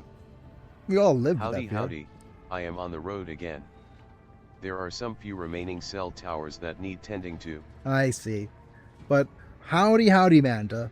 Redeems only work on the vertical stream right now for this day, and also I'm on my side because whatchamacallit, of that whole debacle with the whatchamacallit yesterday. The whole debacle with what's his name? With the social workers coming in and spraying the house. It is absolutely diabolical. They just I came in they said they were going to come in at 10. So I set to get on my chair at 9:40 so that I could leave the house so they could spray the house. It really is. Yep. They I was supposed to leave so they arrived at 9:40. So I had to rush to get on my chair. And once they surveyed the houses and they said, "Oh, it'll be fine." They start spraying around because they said that you don't need to spray inside the house. We'll spray around outside the house, and then just and it should be safe, quote unquote, should be safe for everybody inside. Just stay inside the house and you'll be fine, right? And they immediately just gassed the entire outside of the house with me inside. It's absolutely diabolical. And it said, "Oh, it should be fine. The house is like sealed, right?" And then immediately you could see, you watch in horror as the gas, the smoke of the gas outside just seeps straight through the window cracks. You can just see it. It's like, oh, great. Yeah. I put on a mask. Didn't feel any better.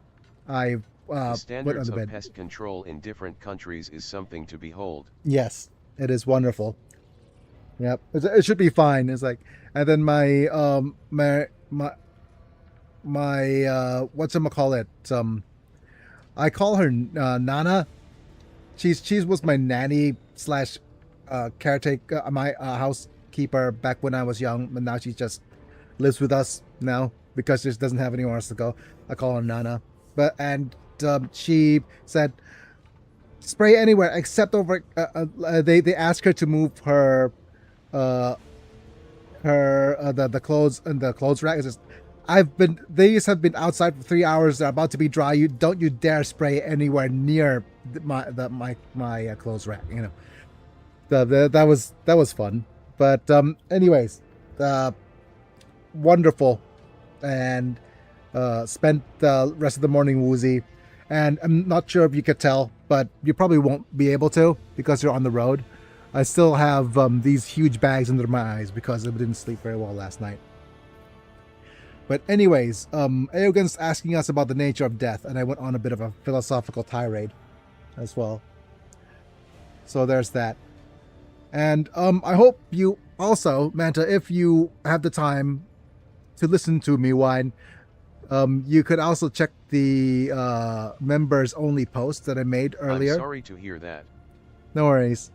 Yeah, if you check the members only post I made on my channel, I did a little bit of an animatic for the song created by Adeptus Anthemicus, and it's already done, but I'm just asking if and I'm just trying to get in contact with him to see if I could get his permission to post it and make it public.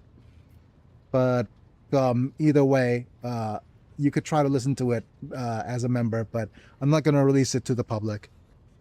Just to people who are close and who I know for the moment. And I do know that I am not under any real obligation to I think it's transformative enough, so I'm not under obligation to ask his permission, but it's a nicety. But yeah. But what do I think about death, though? I guess. And it's a question of whether if I want to. Good idea. Yep. Don't want GW to catch a whiff of it. Yep.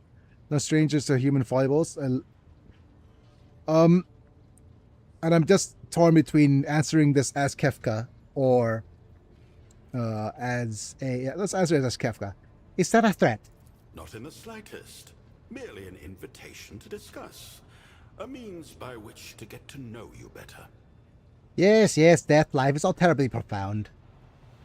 No, let's damn it, because Death is for other people. I shall rise above it, for such is my destiny. Ambitions supported by will often cross the limit of what is possible. I would be interested to witness the moment when you realize yours. Oh dear, yeah. But okay, anyways, what's the dude's name? We are in DLC territory already. Thank you So, for yeah. indulging my curiosity. Now it is your turn to select the topic of conversation.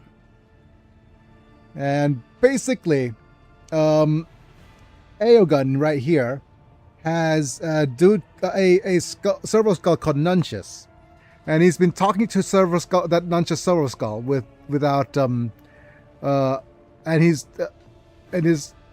saying as if he's talking back to him, right? And he's saying, "It's not abominable intelligence, is it?" He said, "No, I swear by it, it is not."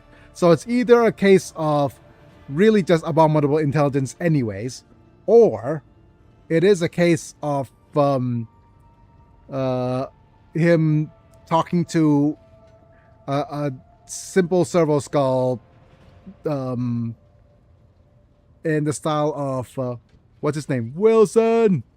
That thing from Castaway. He's just talking to his own id. Just a skull floating around. Right?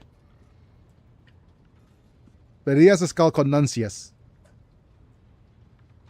Is he so jealous of a new cyber companion? Because I gave him another Shovel skull. A preposterous notion. My cybernetic companion is merely an auxiliary tool. It is far less sophisticated than Nuntius, and lacks his outstanding communication skills and sharp intellect. Great.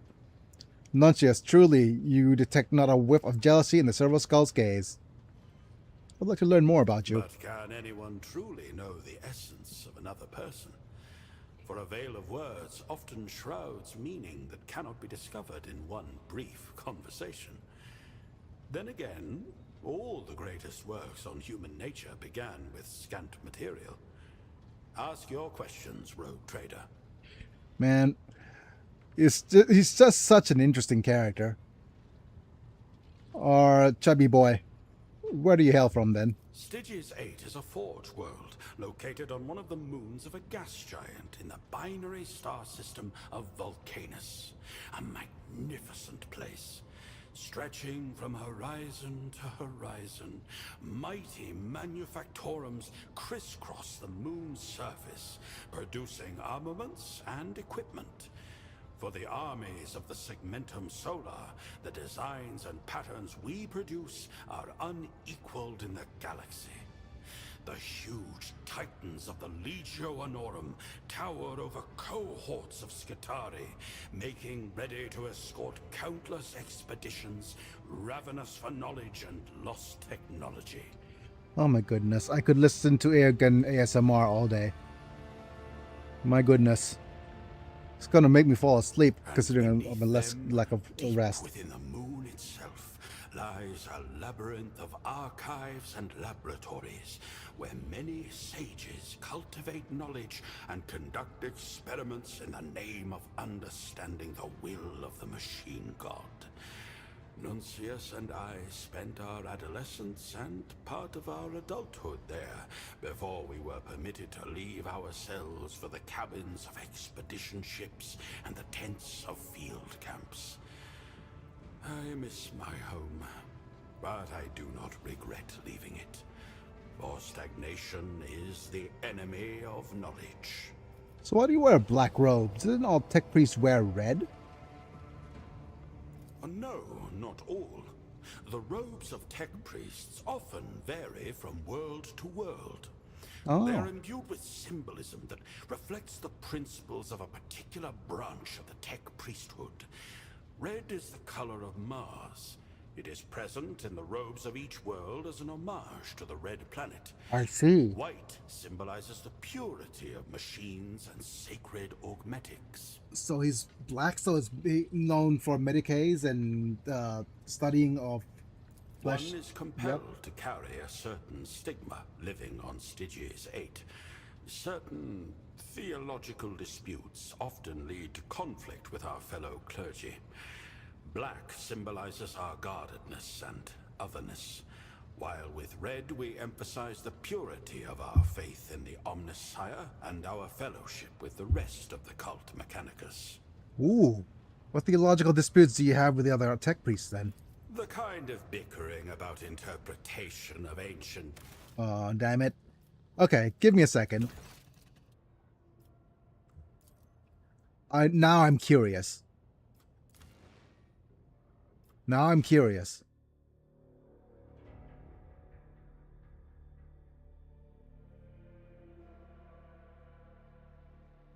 I'm gonna load.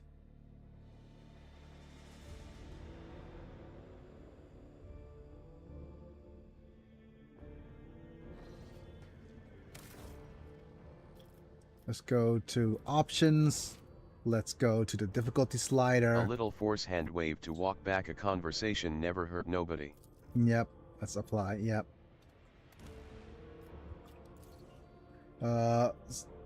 Just change the skill difficulty modifier all the way up.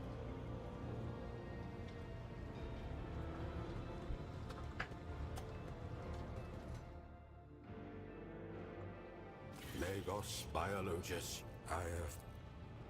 Hard, not in the slightest. Merely an invitation to discuss.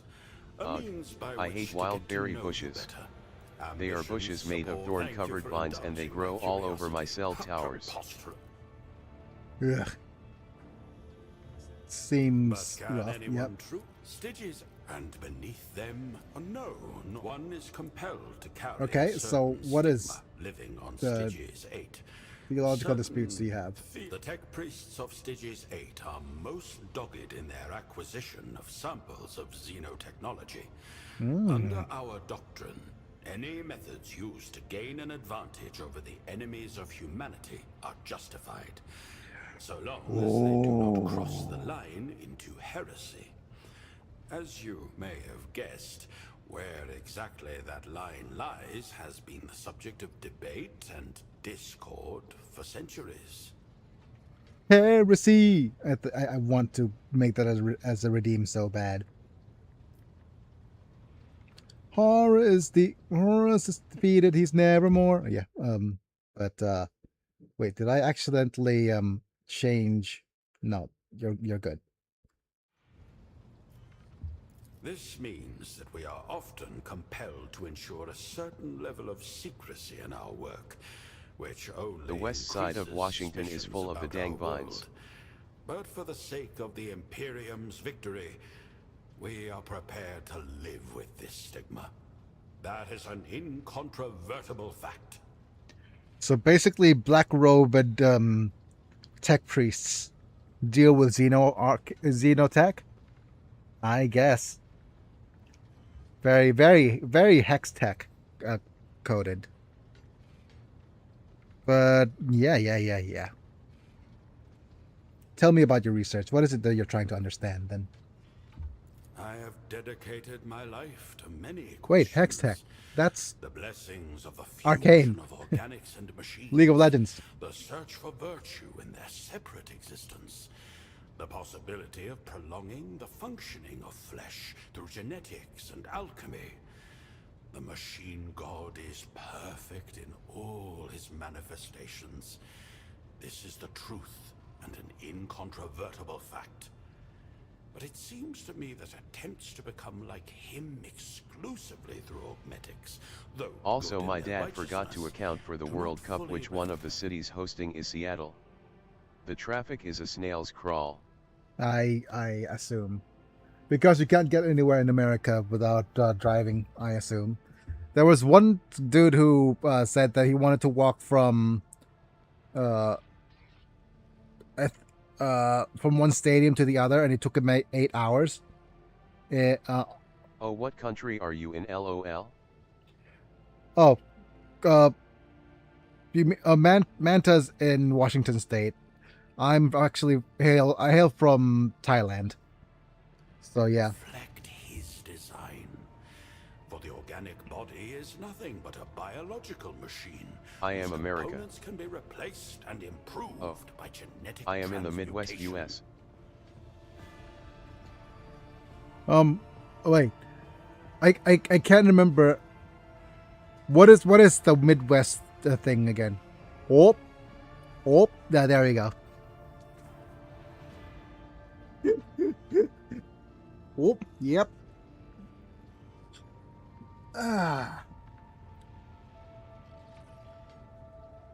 You enjoy fishing? And it's like, and what is it? And the other thing I know about the Midwest is Alaska. I am a little too central for that, but yeah, I mean, I do say oh. And I think I remember that Alaska You is. trying to go for a Wisconsin accent? Oh, yep. There's a meme going around saying that Alaska is basically just the Midwest, but a little bit too much to the north. They enjoy fishing, they enjoy outdoors. Everybody has a gun, hunting, etc. Yeah. My accent is literally called General American. OPE up is further up. Oh, okay. Fair. Basically, Aogun is very, very heresy adjacent. I believe the truth lies somewhere between these two paths, and both lead to my ultimate goal, my magnum opus, to challenge death itself as a phenomenon, bringing humanity closer to the eternity of the Omnissiah. Ooh, my goodness. Sir, have you heard of Necrons? Oh my goodness, we are going into a Necron storyline, aren't we? Because we're about to meet the. Wait, is it Trazin or Trazin? I can't remember how you pronounce his name. Yeah. The funny thing about Washington State is that apparently our accent just doesn't exist. Our accent is a lack of accent. Yeah. That's Trays what in. Trays in. Yeah. I believe that somewhere.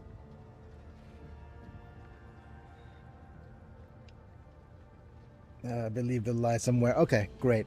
What are your path? Are you before you arrive in Alta Templum Calexis X17? It's interesting because we actually had. He was on Alta Templum Calexis EXT17, and he had to leave. I may not look it, but I am a wanderer and a pilgrim. Nuncius and I have led research expeditions with the aim of finding relics and artifacts and advancing the quest for knowledge. I have also endeavored to learn from my colleagues at every opportunity, developing my expertise in genetics, hermetics, and augmetics.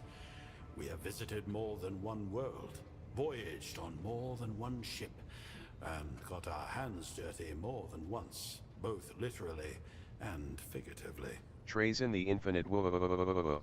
Yep. What was Oh that? man, I got so mixed up. I thought you were in the US because at some point you said the time. But it turns out you are exactly 12 hours difference, so your AM is my PM. Yeah, exactly. It's actually 10:46 a.m. right now where I am. Yep. What is it like living on Alta Temple Collections AX? Oh, Manta, have you checked my members only post? And have you seen the music video? Okay, if you haven't, you're in for a treat because it is very the We Will Survive song is very, very Trace encoded a little bit. I mean, it's okay. Give me a second. Not yet. Yeah. Trophy, congratulations. You've received 100 messages today with Rest Ream chat. Yep. I need to redo the redeems for this because I do believe it's not very. It's rough on the redeems on the Necrons redeem. Okay, I'll just say that this redeem is not actually to my satisfaction yet, but here we go.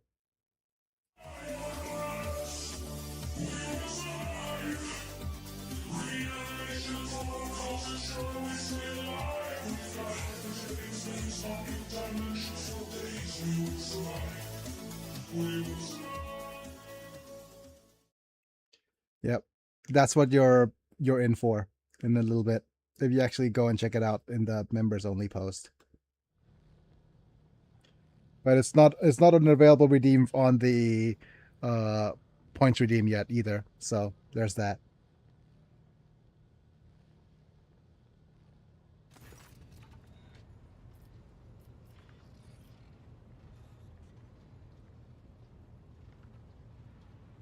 But by the way, whatchamacallit, Gavin, it's unfortunate, but it's more of a it's something that I'm keeping on an unlisted video at the moment. That it's only available to my channel members on YouTube currently. So I'm not posting it and making it too public at the moment. So there's that. But what is it like living on Altar Templum Calexis EXT-17? Secrets lie within that blessed temple fortress. I spent decades there, but still I am not certain that I discovered all of them. However, the station's clergy are not known for their insularity for nothing. They're quite reluctant to make contact with the laity, or even other tech priests. Nuncius and I were lucky that our skills were in demand, and we were able to ensconce ourselves in that fountain of wisdom. Ensconce, that's a new word for me, but... Alas, the doctrine of isolation and the intransigence of several colleagues had brought my research to a standstill, and so I seized the opportunity to join your retinue. Maybe they need gunboats or gunships to get all that knowledge out. Open the station. Stop having it be closed. We have succeeded on an awareness test to face intransigence of colleagues that strikes you. It seems that there were more to his departure than simply a thirst for knowledge. Yeah. So basically, he's outstayed his welcome, certainly. Be honest, with whom did you quarrel? Oh, Nuncius, I was not trying to hide anything from the rogue trader. I only reasoned that the squabbles of tech priests would scarcely be of interest to him. A disagreement arose with the cloister's arch-chemist, Tekla Paradigm 13. She stubbornly refused to understand the importance of my research and would not authorize access to the sacrarium of alchemical reagents. Since her arguments were invalid and her theoretical basis flawed, I decided to disregard her prohibition and grant myself access. Oh, come on, sir. It's just a bit of a troublemaker. I acted discreetly to ensure that my colleague would not discover my requisitioning of the reagents. That is, until work stopped in one of the Capellae Biologus, where there was a regrettable incident involving a group of servitors I had been experimenting on. Such a fuss over just a few controlled mutations. My. Just some mutations. Paradigm 13 had approached research with the same zeal she applied to making my life on the station more difficult. She could have been useful for something. Unfortunately, that was not the case. I decided to leave the station at the earliest opportunity, so as not to jeopardize my and Nuncius's efforts. That opportunity turned out to be you. More likely he was kicked out. More likely. Wait, Pascal was also serving on Altar Templum Calexis X-17 back then. You two weren't acquainted? The Omnissiah's providence did not bring us together. The temple is quite vast, and it is no surprise that two learned men never once crossed paths. After all, each of us is blessed with our own function, and fulfilling that function is a solitary effort. Okay. Really? My dearest colleague states that Magos Haneman and I once passed each other in Service Conduit 91-R. The esteemed Magos chided me for some minor neglect in the presentation of my augments, after which, having each voiced our opinions, we parted ways. It seems I considered this event to be inconsequential, and it has escaped my memory. Oh my goodness. It's like, for that moment, it was the most important day of your life. You crossed me. But for me, it was Tuesday. As has mine. Questions can reveal more about the asker than anything they may say about themselves. Your speech differs from other tech priests. It is less mechanistic. To think that all tech priests speak exclusively like machines is a widespread misconception among the laity. We may strive to draw closer to the machine god, but we remain part of the human race. How exactly a tech priest achieves this oneness is the choice of each individual ordained in the priesthood of Mars, depending largely on personal characteristics, practical considerations, and interpretations of the tenets of the faith. Of course, many attune their language to machine cant or even prefer not to use flesh speak at all. It is then easier for them to make contact with machine spirits. Yeah. So just binaric then. But from me, anyways, I'm not. I talked to this when Gavin was here, but I'm not sure if I mentioned it while you were here, Manta. That what was it?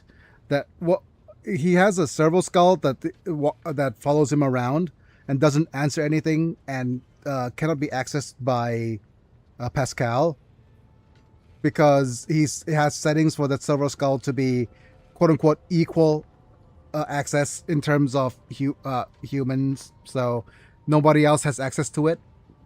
So there's some accusatory thing of maybe it's abominable intelligence, but but according to him it's not. Or at the most benign, it could probably just be the whole thing with the volleyball from Castaway. Wilson, talking to his own id. For myself, however, a key aspect of the machine god is his omniscience. I gather wisdom, and that includes from communicating with laypersons. To this end, standard low Gothic has so far proved to be the most useful. However, this does not negate the fact that I am able to speak all the binaric dialects of Mars, if circumstances so demand. Yep. But he basically came aboard us to our ship to get augments done, or help us with the augmentation machines.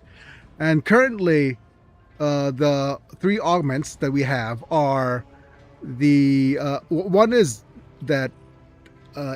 on him right now. I gave him extra, which increases the range of medkits, which is really cool.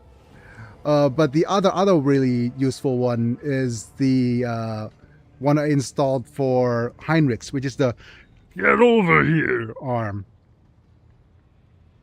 So that was cool as well. We might want to test that out later too. I wish to know more about augments then. I can only encourage such a thirst for knowledge. Ask away. What is Adeptus Mechanicus' view on augmentations amongst the laity? A difficult question, and thus an interesting one. From the perspective of the cult Mechanicus, augmentation is an unalloyed good. Flesh is weak, and replacing it brings us closer to the Omnissiah. But this good is also a supreme privilege. Every augmetic is a man-made miracle that glorifies the machine god, and not every layperson is worthy of such a blessing. The majority of laypersons who have lost limbs or organs are at best furnished with the most rudimentary prosthetics, if any at all. The exceptions are those who hold key posts in the Imperium, or who cannot perform their duties without replacing their organics with more efficient equivalents. And naturally, there are exceptional individuals, such as rogue traders, who can afford the best augments at the wave of their hand. Or rather, its loss.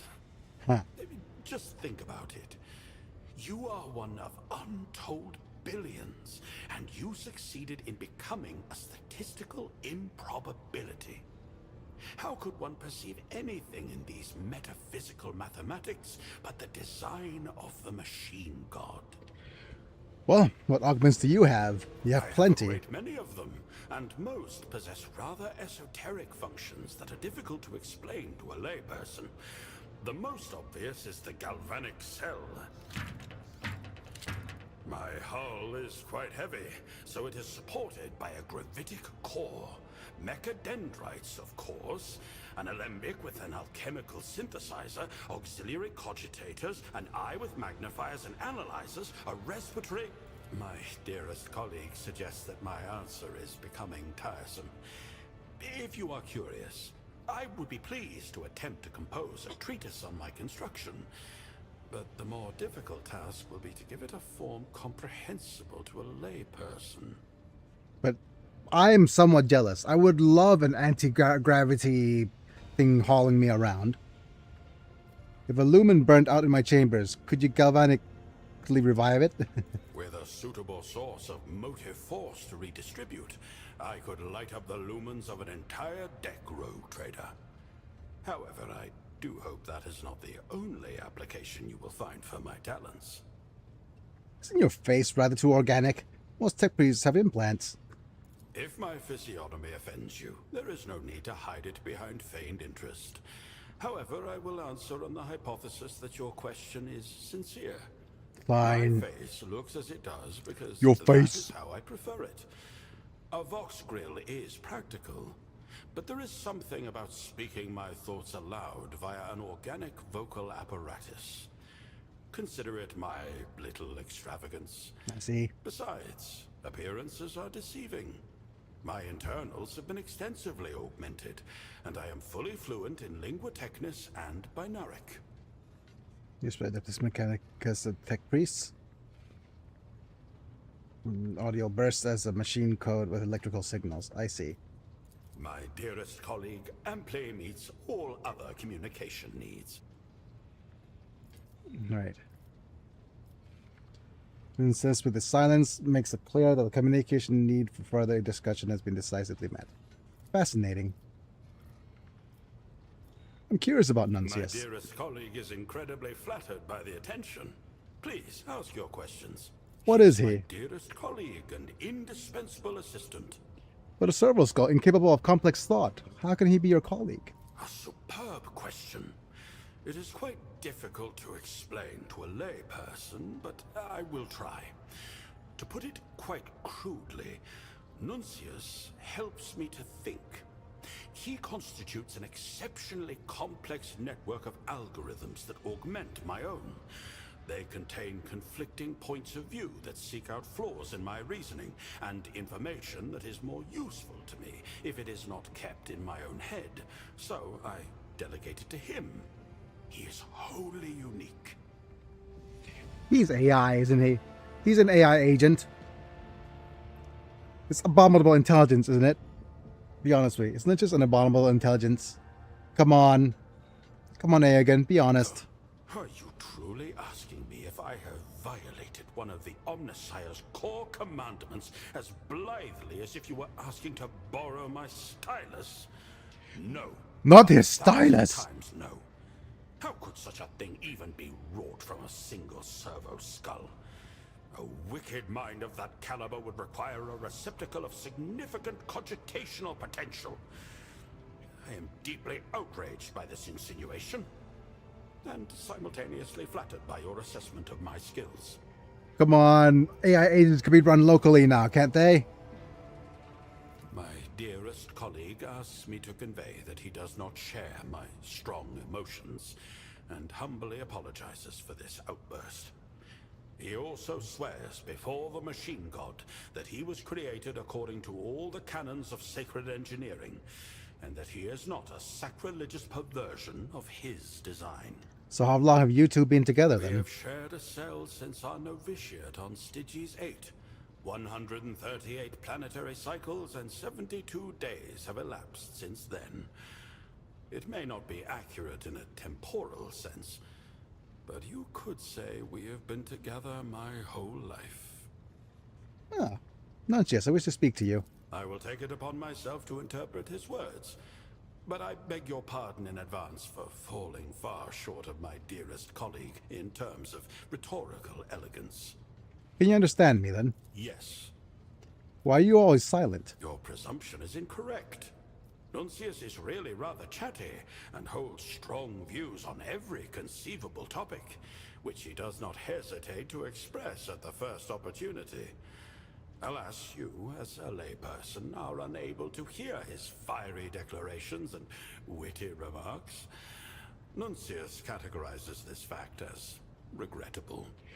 You know what's actually interesting? Here's something interesting. Because humans actually, not only we're actually comprised of two different brains, right? Left brain and right brain. And from certain points of view, we're actually two people in one, or two consciousness in one. And there are cases where the left and right hemispheres of the brain get separated, and they act independently.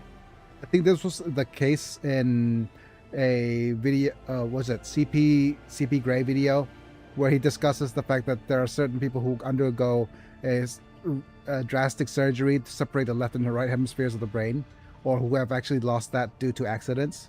And basically, left and right brain are acting independently. And when I'm not sure which one is responsible for speech. I think it's left that's responsible for speech. And whenever the right brain does something separate, left brain comes up with an explanation after the fact. So basically, this is actually going on in our heads right now as human beings too, right? That there's two brains working in tandem for separate tasks, and then the communicating with each other inside. Yeah. And I think he's just had, basically this is another... People who have had entire hemispheres of their brains removed have gotten master degrees before. They have to do it sometimes for extreme rare forms of epilepsy. Yes. That's what I was going on about. And it's not the removal. There are ones that they separate left and right brain to deal with epilepsy, but it doesn't actually remove any brain function at all. But you could see that sometimes the left and right hand does things separately. Basically, you divide their other half will be moving independently of them. Yep.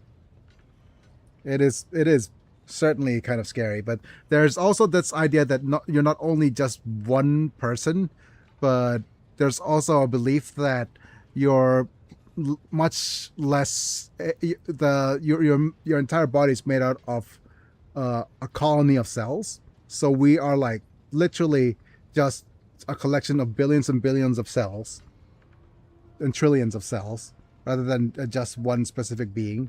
And we're talking, and the same thing is, I'm not sure if what's the word called? Is it emergence, where intelligence is actually coming from a set of simple instructions, like how beehives and ants exhibit signs of intelligence because The I am a person feeling is definitely a neurological function that can be turned on and off.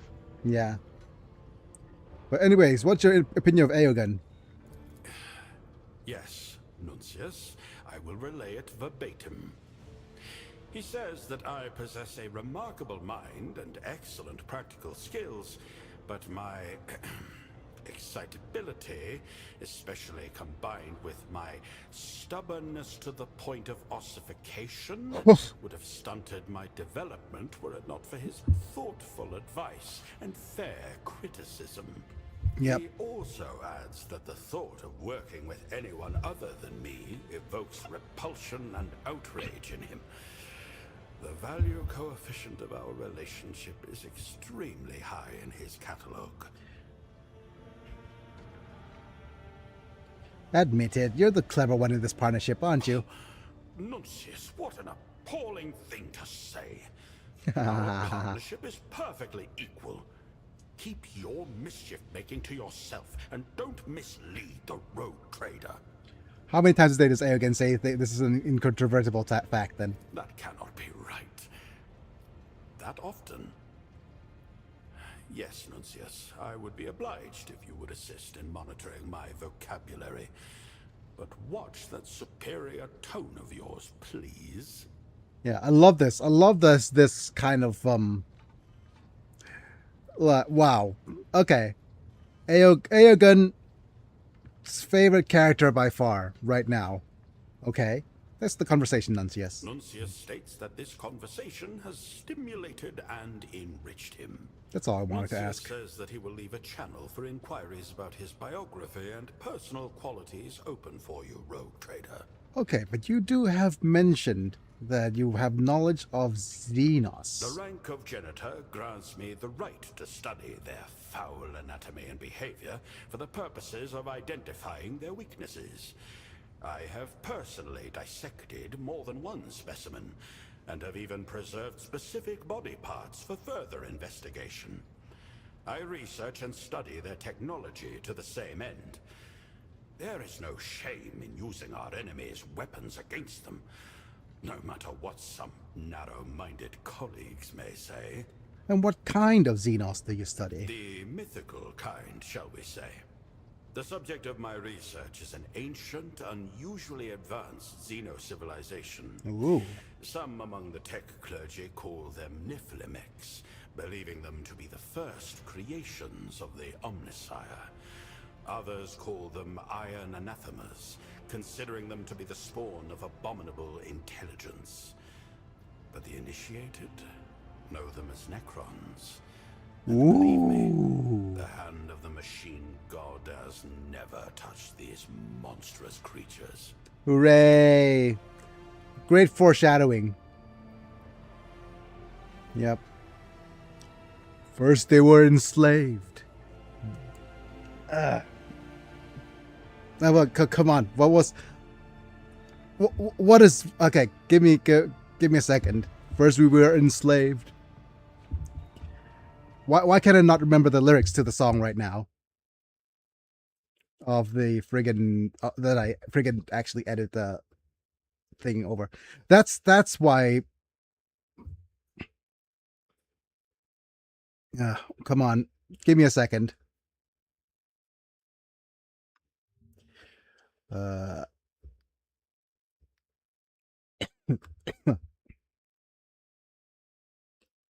Yep. Let's actually go for the... Oh no. There we go. At first we were enslaved. Our minds digitized. Just play things for the star god's cruel and brutal appetites. But then we spent so many years just thinking how they did us wrong, and we grew strong. And we learned how to break our bonds. We took a nap in outer space, then woke up to find some humans trying to run the place. We should erase this stupid lot and just eradicate their breed. And if they carry on this way, we've got the celestial orrery. Go on now, call your emperor. Beg him to save you, but he can't help you anymore. Aren't you the ones who try to halt our endless tide? Do you think we'll crumble?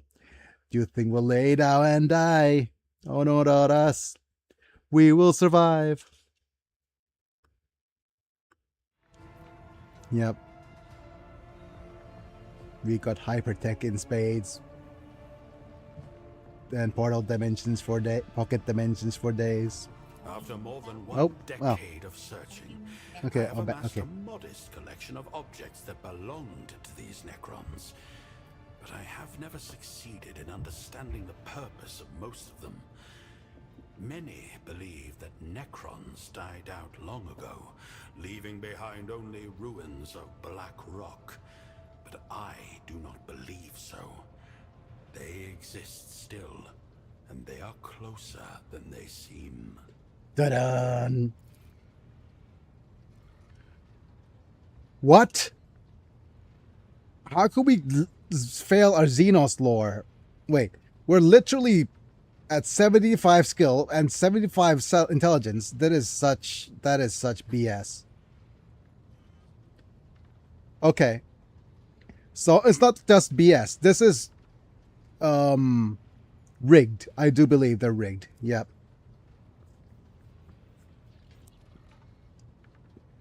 But I guess that was it. I do believe they are alive. I have encountered inconsistencies in my research. Ghost colonies with fresh tracks that match the descriptions of these Xenos from various sources. Adeptus Mechanicus expeditions that plunged into obsidian ruins, never to return. Gaps in the knowledge repositories of individual worlds, as if someone had been trying to hide information in isolation. All these are unexplained coincidences. But if I analyze the cumulative frequency of the events and the systems in which they occurred, and compare them to the few things I do know, I can detect certain patterns. The ancient Xenos are exhibiting activity. That's the beauty of it. I don't know. Oh, I skipped dialogue. Allow me to specify. Okay. It includes objects of mostly regular forms, cubes, spheres, cylinders, made of unknown black stone or metal. Many are covered in glyphs or patterns that cannot be deciphered. Fascinating trinkets that I have spent years studying, but have never progressed beyond flimsy theories that cannot be confirmed experimentally. What is the dialogue that I skipped? Okay. I've encountered inconsistencies in my research. That sounds like a baseless speculation at best, and dreams passed off as reality at worst. So what objects do you have in your collection? Wow. Perhaps my approach is fundamentally flawed, or the objects are non-functional.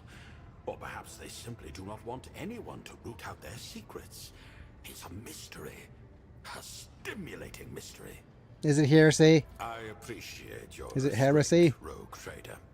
In my experience, such words directed at me do not constitute a question, but an accusation. I will not attempt to convince you of my righteousness, but I will articulate a few facts that you can use as a basis for your own conclusions. Fact 1. My interest in Xenos is easily mistaken for a proclivity. It is not. I find them no more appealing than I would a cadaver being vivisected to ascertain what sickness ended its existence. They are objects that I study in order to answer a simple question. How can they be destroyed most effectively? Oh my goodness. Okay, so I'm not sure I mentioned this, but the series I mentioned, Manta, on Netflix, that is a Thai series. I'm not sure if it's translated yet. It's called Evil Lawyer, not the Devil's Lawyer, but it's called Evil Lawyer. And the first episode was basically a well, you immediately know the intricacies of the Thai court. Thai court is actually one of the worst in the world, in the fact that we are one of the remaining countries in the world that do not have a jury system. So everything is decided by judge, which sounds crazy, but that's the way it works here. Anyways, there was a case of the first episode deals with basically how to demonstrate how evil, quote unquote, a lawyer is, and our quote unquote protagonist basically said that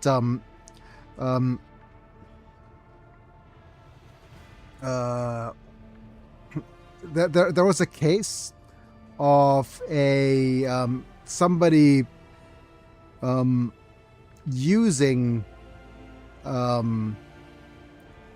okay, so this is going to be you know what, I'm just going to immediately just before we discuss this further, going to put a kind of like a disclaimer for, you know, I'm not going to continue until you guys are okay with this, but I'm going to put a disclaimer a little bit up for touchy topics. But it deals with stillborn stuff, right? So I'll say that for now, and if anybody happens across this in a VOD or something, I'll let that know. But basically, there's a practice in Thailand. It is a kind of like a it's like a occult practice that uses stillborn children to be used as relics, pretty much. Very heretical. I mean, there it is. That's what's brought up this conversation, right? And and the thing about it is that the lawyer in court, I'm not sure which, like the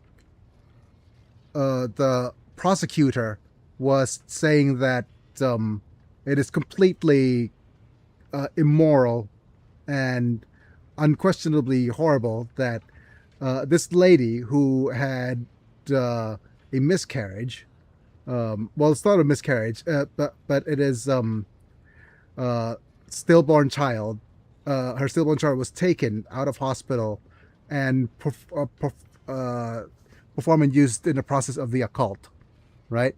So it was completely unlawful. But then the defendant basically said that we have to make a distinction between whether if the child was stillborn, we cannot be classify him as a corpse but a cadaver, and cadavers don't have rights. You know, that's like that's the kind of storyline you go into with that thing. It is typical lawyer shenanigans in court. They're completely immoral, but within the bounds of the law. So yeah. Certain species of Xenos. So if you're actually like into that whole if you're interested in that kind of character, it is a really, really interesting series to watch, certainly. And it is, I consider Evil Lawyer as one of the most well-written series from Thai media. It's very good. And not the fact that and the fact that it feels like whenever I watch that series, it's on Netflix, and whenever I watch that series, it feels like witnessing a chess match. Everything is a setup for something else. Every move is a calculated destination towards something. Every line is a foreshadowing. There's no wasted lines. Everything foreshadows everything else. Every single item has a purpose. Some has multiple purposes that sets up various different things. It literally looks like a chess match. It really feels like a chess match where the first few episodes look like an opening move, where things you could see things being set up and things being predicted of how things are going to fall, and then towards the end everything is captured, right? And once things started capturing, I just pieces of rings traded over and over. What's left on the board is just pure skill between the protagonist and antagonist, and it just all the pieces fall like a house of cards. Checkmate. Yep. Whatever. Exhibit technological proficiency. Their weapons and artifacts possess destructive and utilitarian properties that could elevate the power of the Imperium. In studying these properties, I find ways to translate them to the technologies bestowed upon us by the machine god. No wicked deed of innovation is committed. I liken this research to the creation of new production patterns. Oh my goodness.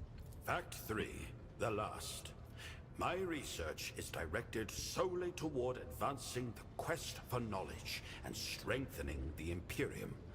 Though a certain boldness may be inherent to my work, I do observe the dogmas and follow the righteous algorithms of the cult mechanicus. Here ends the presentation on my position. Let's talk about something I look forward else. to seeing what new topic of discussion you propose. You wish to debate. Let's begin with something simple. What is the meaning of life? Splendid. It has been a long time since I last had a worthy opponent. Not including my dearest colleague, of course. I actually do want to debate So, this. to the topic. I have never understood why some thinkers present this question as something profound, when the answer is utterly trivial. The meaning of life is determined by a person's position in the hierarchy of the Imperium, and where he or she is deployed. But ultimately, what it comes down to is supporting the functioning of the system. Okay. Right? Let's me hear you present that case. The worker produces or processes a resource. The soldier destroys enemies. The governor ensures order and the shipment of tithes. The meaning of my life is to advance the quest for knowledge, thus fulfilling the function granted to me by the Omnissiah. As I said, an utterly unoriginal question. Well, do you agree with Aegon Nuncius? My dearest colleague has accused me of oversimplifying matters. He believes that in trying to convey my point of view, I neglected many of the nuances you set forth in the question, and thus gave a trite answer myself.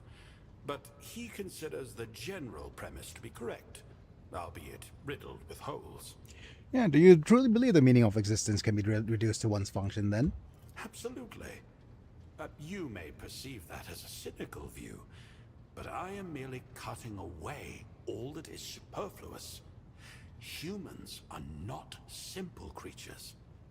I could regale you for hours with the nuances of the structure of the body and consciousness, and cite theosophical and philosophical musings, but it makes no difference. As long as a person fulfills their function, their life has meaning. Okay. It is not a very cynical... It sounds cynical to a person who... Like, you know, that whole Rick and Morty thing. It's like, what is my purpose? To serve... to pass the butter. Oh my god. It is that Rick and Morty meme, isn't it? But once you embrace that function, then there's no greater purpose in doing that. And I do believe there's either an episode of Black Mirror or something of a machine gaining sentience, a pool washing machine gaining sentience and returning back to his cleaning duties. So that's all that as well. So function and my meaning of life then? Are the quintessence of the will of the Imperium. Your purpose in life is to expand it and strengthen its power where other subjects cannot reach. You do not explore the frontier. You are the frontier. I believe that light has no meaning, though. A rather bleak view of existence. Would you care to elaborate on that, so that I might better understand your point of view? It isn't bleak at all. Life simply is. We don't need to attach any deep meanings to it. Yeah. The moment between birth and death, it begins and ends regardless of whatever it means we ascribe to it. I think that's true as well. Yeah. As soon as I said it, I realized how woefully trite it sounds, and I lost all interest in this discussion.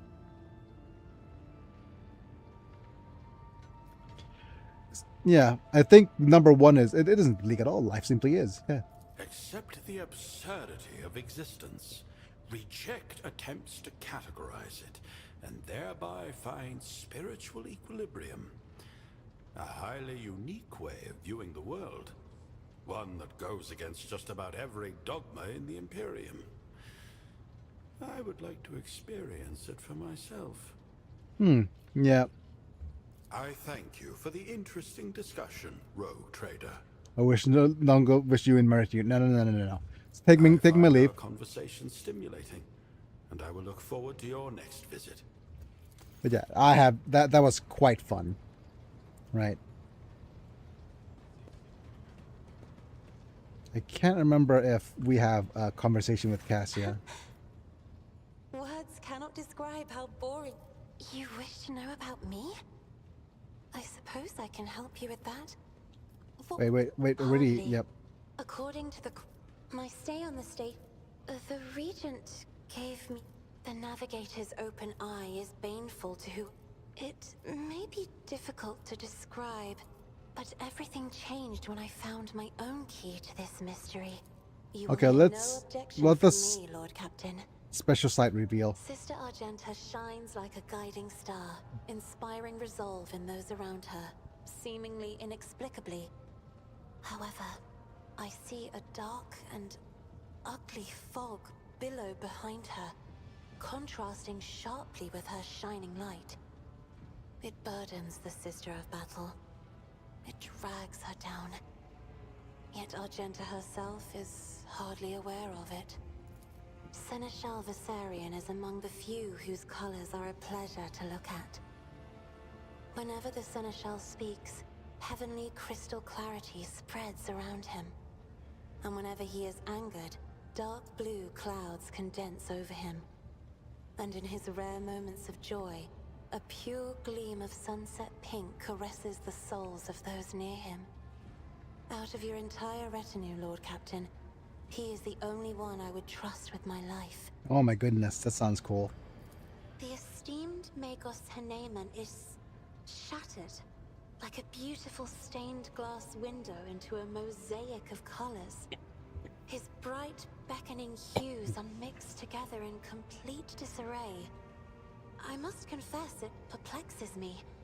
Normally, scarlet and steel are all that fills the heart of a servant of the Omnissiah.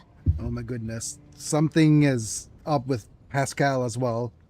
Stainless. Behind the cobalt steel of his thoughts, behind the cold, faded gray of his emotions, an ember, the color of amber, glows in Master Van Kalox's soul. So bright and warm, one is tempted to touch it.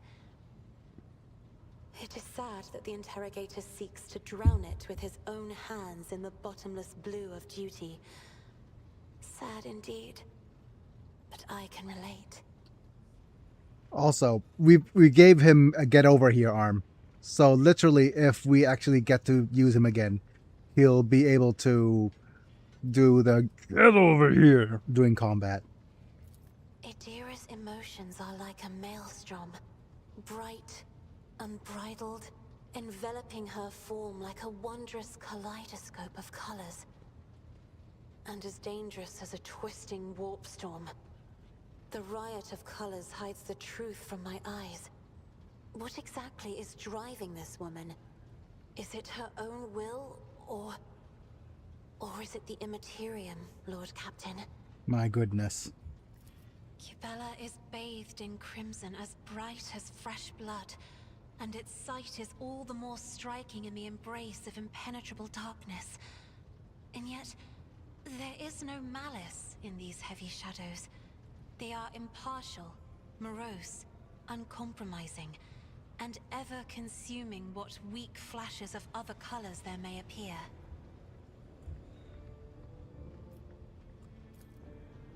Who's next? Janitor Febris's mind is so multifaceted. Azure, cobalt, indigo. How great is his drive to understand the workings of this world. But somewhere inside, in the very substance of all this blue, there is a cocoon of terracotta that holds within it some grievous feeling. It almost eludes my sight, but it absorbs all other hues. And sooner or later, it will consume them all, leaving nothing behind. I have enjoyed your company. Yeah, but okay, that was fun. Hello, Uwe. And what else is new? I think that's pretty much all the newness that we have in this. I also believe that we're also just about to travel the Coronis Expanse towards the... Not Furibundus. Where is this place? Let me just go ahead and double check the assignments as well for our posts. This is the slot for the Supreme Commander, but the Supreme Commander is still best as Cassia because she has the swing run at the moment. Our Master Cannoneer, currently we've given it to Argenta because she has the best abilities and skill required. Wait, persuasion? It shouldn't be persuasion. It should be the demolition. That's weird. I think the this is bugged, but this actually makes him a better use of torpedoes because it torpedo control lets him cool down. So if you do this, we could upgrade the torpedo control so that it reduces cooldown. Give the control to the nearest torpedoes salvation. Yeah. Only works on torpedo salvos that were launched on another turn. Yeah, this is actually a really strong upgrade. So it makes him a better Master Cannoneer than Argenta already. Over here, we have Shield Pulse. Yep. Whereas over here are Abelard still has the best abilities for the officer. And of course, our best warp channeler right now is Idira, so we'll keep her there. And our Master of Etherics is going to be Cabela with her large amounts of awareness and possible augury. But we need somebody with better... Like, we don't have the Supreme Commander ability for the focused efforts ready, though. So that's unfortunate.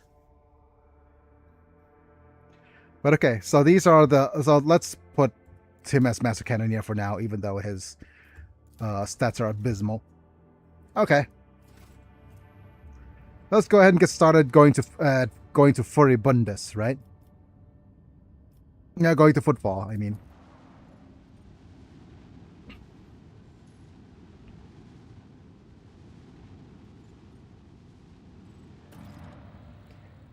Wait on the completion of the ship's inspection. Okay. Wait. What? It will take time to confirm that the ship is free of serious damage and to repair what damage there is. The Voxmaster will report when the inspection is complete. Right? So, is it, whatchamacallit? Go to the bridge and maybe talk to the Voxmaster?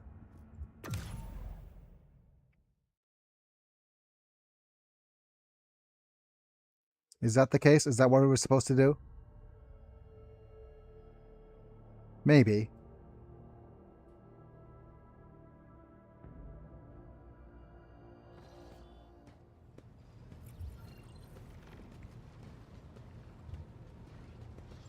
Big dis?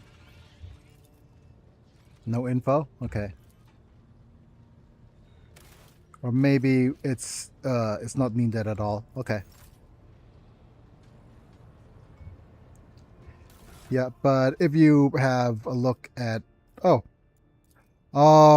the dude's disappeared. Okay. Heinrichs has disappeared. I see.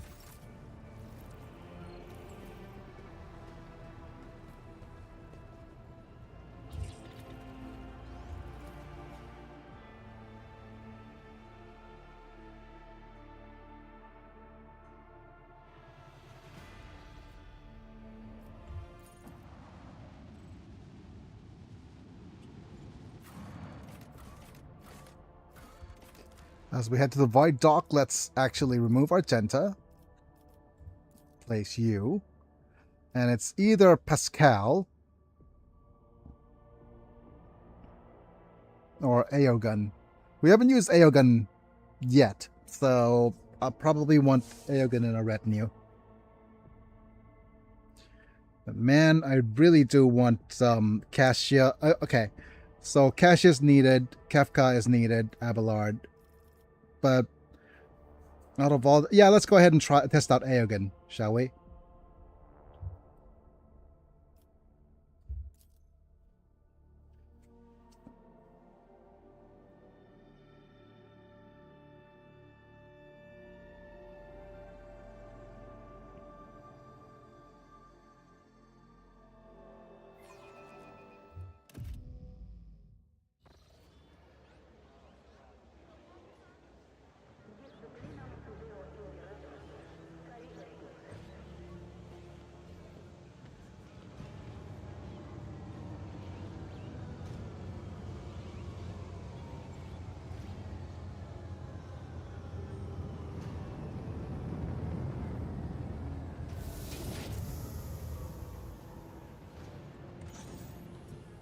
And also, we decided to arrive not incognito, because last time we did it incognito.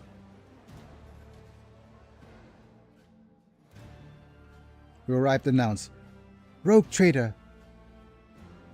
Yep, you've just publicly announced their identity when you arrive in Footfall. Footfall welcomes you on behalf of the Liege. Yep, Lord Vladam Tokara allows me to express my joy at your arrival. The Liege awaits you at his residence. But should you have other business to conduct on the station, I'm honored to serve you as your guide. This is so familiar.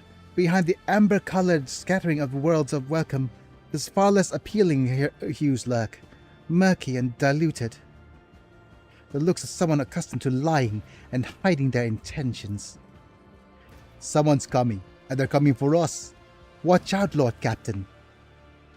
Abla sighs and casually places his hand on his weapon. Yep. Okay.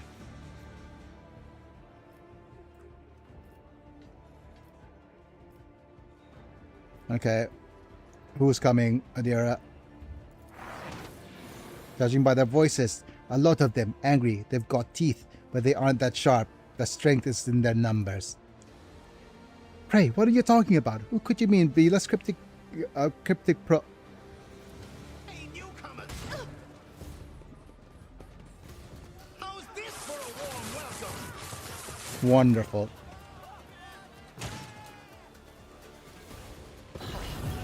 Another annoyance. I will level you. Okay. We're gonna put Cassia... Oh, okay, let's just get started with our game, shall we?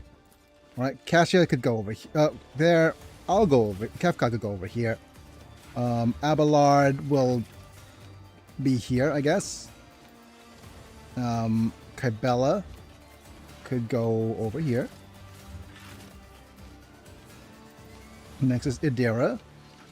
Idira could be somewhere back here. And what about Aogun?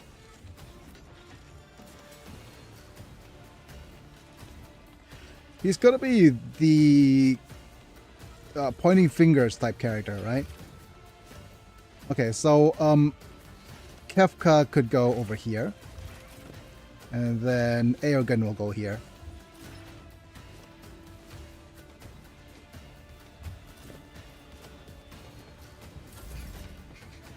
Right. Oh, yeah. We already made Cassia a grand strategist. So let's start using our abilities. Start off with this, I think. We'll make this the area in front.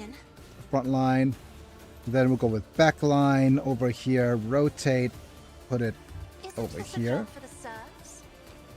And let's go with rear. No, where's the rear?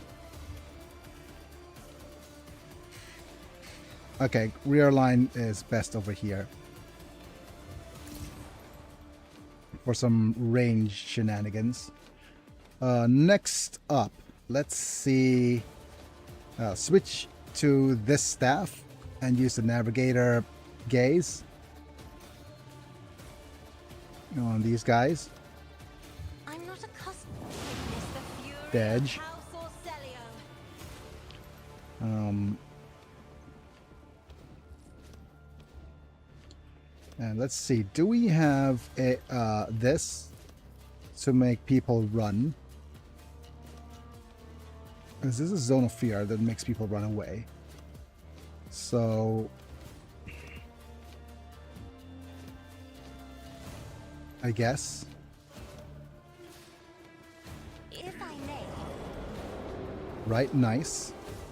Okay, and now we press X, switch over to this. Who do we give extra turnsies to? Kefka, and then what's her name's getting extra turnsies soon.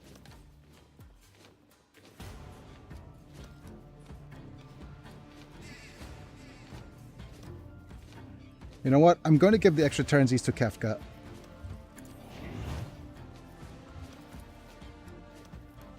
I am a navigator, not a servitor. Because we can go with where it hurts. Next successful attack is suffering any damage over time effects. Yep. Yep. And now we go brap brap. Can this? Yep. Let's go ahead and brap brap like so. Brap brap brap brap brap. Nice. Look at that damage.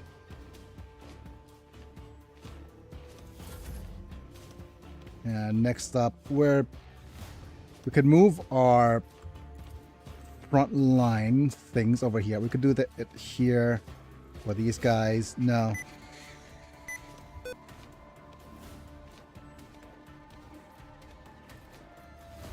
We could move it here.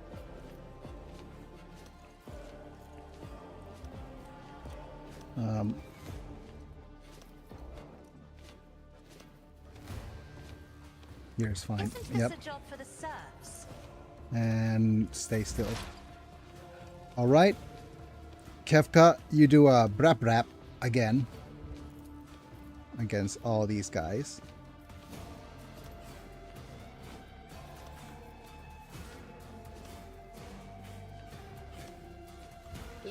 Brap brap brap brap brap brap brap. Oh. And now we have another shot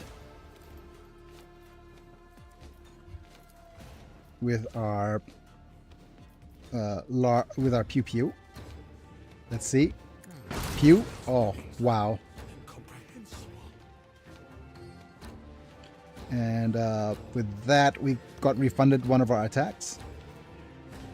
So let's maybe reload. A wicked thought. Okay. And stay. Right. Cabela, you have walk up over here. I bring mercy and retribution. What do I want to do with you? Do you want to just leap? How about a Carnival of Misery and just slice? I shall not fail. Okay. Let's do a leap then.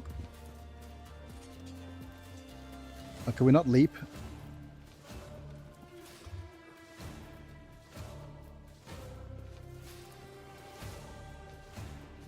Leap over here. Trust me.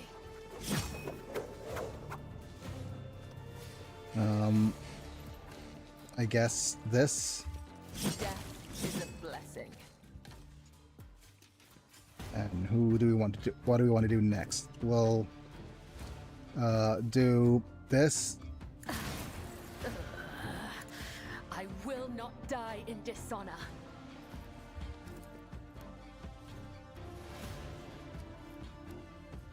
Can leap here. Parried. The platypus. Okay. I think we're out of moves, so we could do this. Let's As just. honor ordains. And then run back. And just stay here. I can have. Hey. Show me what you've got. My goodness. Here, maggot. What happened to Abelard? Are you right, Abelard? Yeah, he's fine. Idira needs to move up. Over here. Okay. Move your beard. Over here is fine. Damn!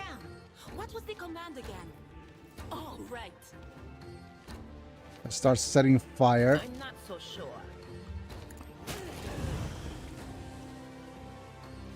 Wait. Ooh, Kefka needs some help. My.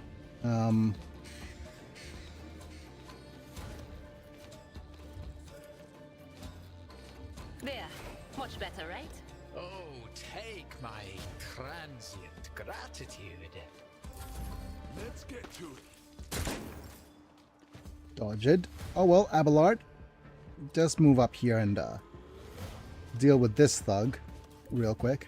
I've seen worse battles than this in my I forgot to make sure you grant some defenses.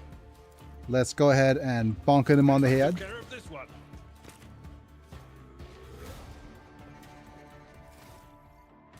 And what's next? Let's do a good old. We need to do one endure. And let's just charge this dude. One fewer target. And I can't move further. Let's go ahead and shout I will do my duty. and use this ability. Oh, okay. Come on, attack me next time. Aogun. What's next? What are your abilities?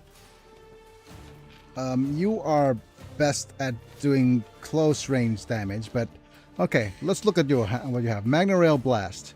Using this ability provokes attacks of opportunities from adjacent enemies. Selects the main target and 2 cells within the 4-cell radius around it. All creatures in those cells, they hit them, and the main target become additional targets. Unleashes an energy bolt, dealing 20 damage to the main target. This lightning bolt on the main targets to... Okay, maintenance suffers 10% more damage additionally. Potential removed. The Galvanic Field uses this ability provokes an attack of opportunities from adjacent enemies. Each of grants attack of a Galvanic Field to an ally within 7 cells.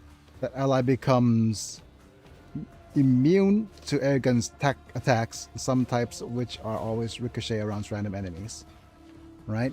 Okay, I guess. Air of Authority, officer increase the allies resolve by 4 until the end of combat. If it's under voice of command, the turn comes with an additional action point. Okay. Who should I give extra turnsies to? I feel like we're going to point at Idira. Increase her resolve. A valid argument. What is our... Yeah, we have relocation. Okay. What is the Silver Skull? To take aim. Next attack will ignore cover and will have double the effective distance. I should have actually given this to her as well. But yeah, let's go ahead and do this. Extra turnsies. Nadira has 3 AP for her extra turnsies. So that's really strong. Okay. Let's see how far we could move you. Over here. Get the burb shocking him. It's my toy, and I'm gonna control it myself. And let's set those people on fire. Was it you? Or And we have extra attacksies. Oh wow. All dead. All gone. And we have a heroic lightning arc. But let's not use that. And we have extra turnsies that we could grant. Who do we grant extra turnsies to? Probably Abelard, because he's closest to the enemy. Lucius is skeptical about this. Or Kibella. Kibella's fine too. Your demise is an incontrovertible fact. I am your blade and shield. Oh my goodness, you are so far away. This one? As the tenants demand, I will leave footprints of scarlet. Oh, I can't reach. This goes against the tenants. A dance of blades and shadows. Can I reach you with this attack? No, but I could maybe reach you with this one. Nice. Okay. And that also gives me the chance to leap. Leap. Nice. That gave her life back. And does she have... Yeah, she has fresh wounds. So there's all that. She could medicate herself a little bit. No, we're fine, right? I mean, where's the last target? It's over there. She's not gonna be able to reach.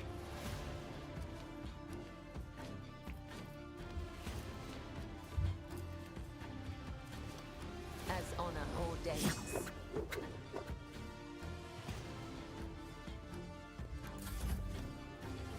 Right, and what are your last few choices? Well, we could go up and slash him. Seriously.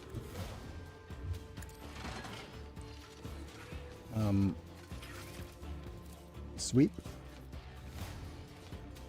Sweeping him.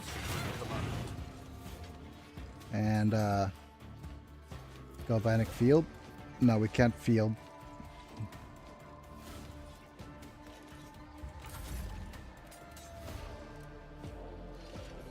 I'm going to go here. Switch up to this.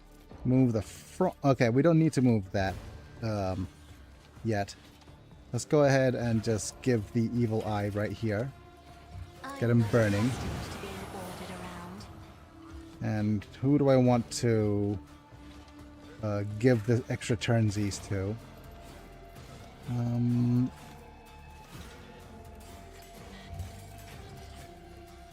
I can't find Eogan.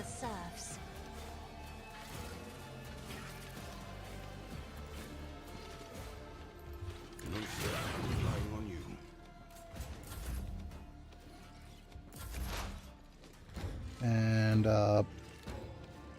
here.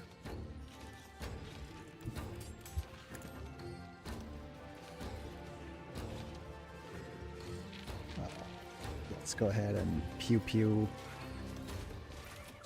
in such a way that doesn't actually hit. Oh my goodness, Force Repentance.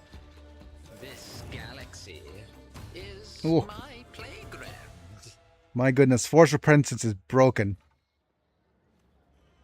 Emperor, protect me. They killed... Every time I warn them and they want to go, oh dear Emperor, our Lord and Savior, how could this have happened? Who could have thought? Yeah. Gang of puny thugs attacked me. Emperor's anointed. Rogue trader on Valantius. Such a poorly organized attempt on my life could only be seen as a personal affront. Well, we wager there was not an assassination attempt, but rather a common raid. Though half-wits has no idea that they would run into you, Lord Captain. Still, it wouldn't be hurt to be on our guard. The great have always been known to fall upon the pathetic. And we could attest to this from the recent experience. Your lordship, those guys were Anvers. They're a gang. They're the worst, I'm telling you. They're scared of no one, even the liege Takara. Okay. Does this kind of thing happen often around here? Shooting, yeah. Attacking non-nobles, not very often.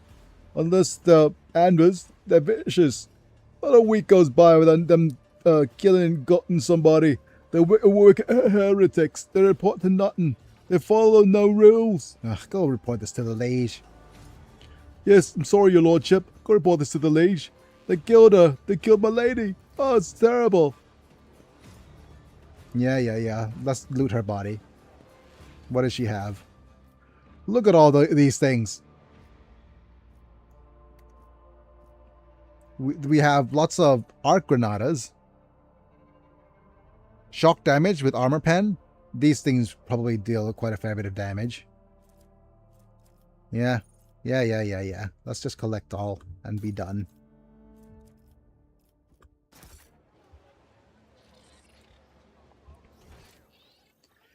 Yep. Okay. They will see. Oh, we have a wound. Okay.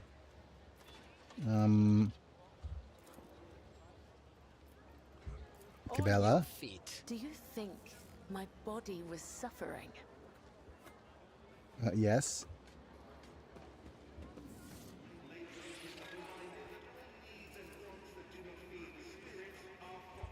Your survival is preferable. Though I gave thee my blood and my pain, thou hast ordained that I shall live.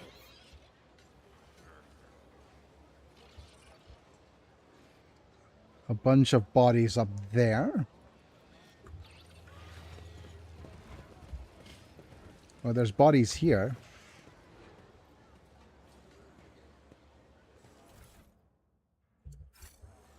Loot that body. Wait, there's more bodies here. What lies beyond? Strange memo. The holy book by the altar. That void-damned customs guy. He always is duty. Doesn't get any time off. Does he ever leave? And guess what?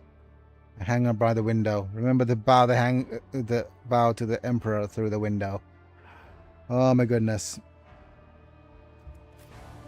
The corpse looks horrifying. Victim of thoroughly beaten before being shoved into the cracks between the boxes. One of the hands is scratching a blood-stained paper. Okay. We have some commerce checks here.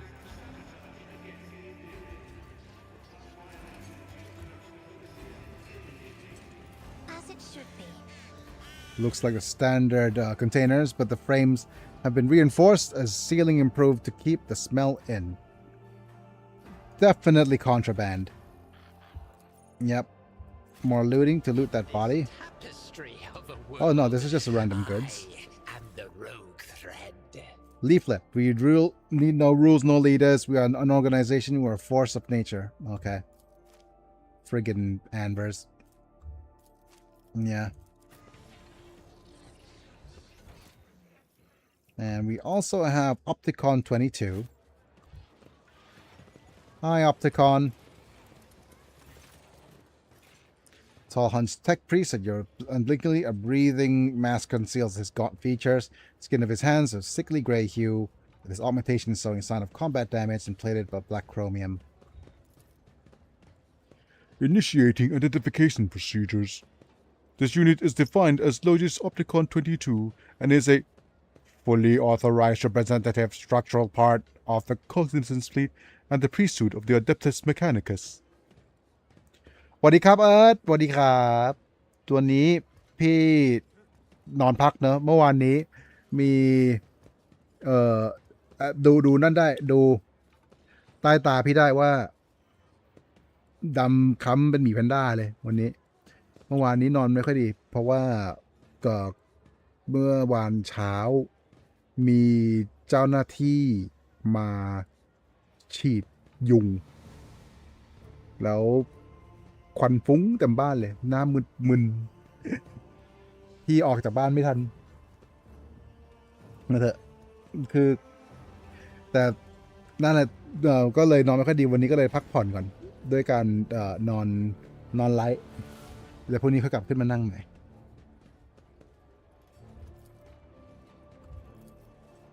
Issuing official greeting procedures for esteemed high-value visitors.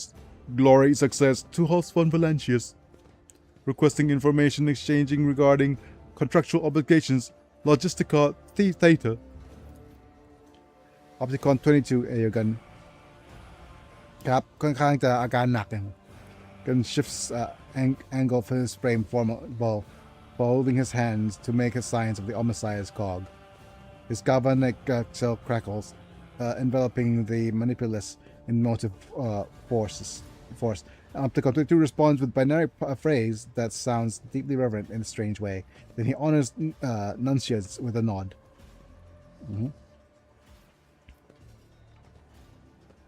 Okay, let's make a deal. I got the best deals. อันนี้ซื้อของ we have medkits and stems, deflection gloves where it's a parry melee attack with their ranged weapon, using ballistic skill instead of weapon skill. This is very good for Kefka. We've got some machine right set and target designator. When it hits an enemy with a dead eye shot, reduces the enemy's deflection by 1 and applies +1 exploit until the combat strikes 3 times. Mobile extraction is going to be nice. อันนี้ซื้อ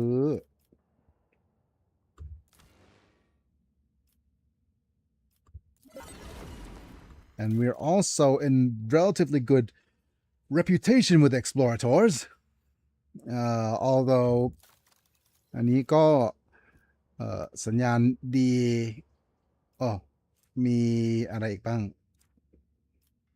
Okay, we have some Webbers and the only thing that's going to be available to us for us to buy will be the Weber and this, and all these things will have to wait until we're a higher profit factor. ต้องรอให้ตัวนี้เพิ่มขึ้นก่อนก่อนที่จะซื้อได้เพราะฉะนั้นก็ยังไม่จำเป็นที่จะต้องขายของใช่ครับใช่พี่อยู่ไทย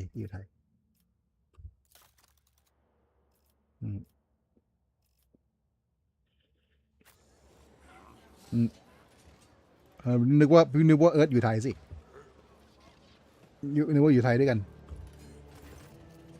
What is the logic of just the car theta?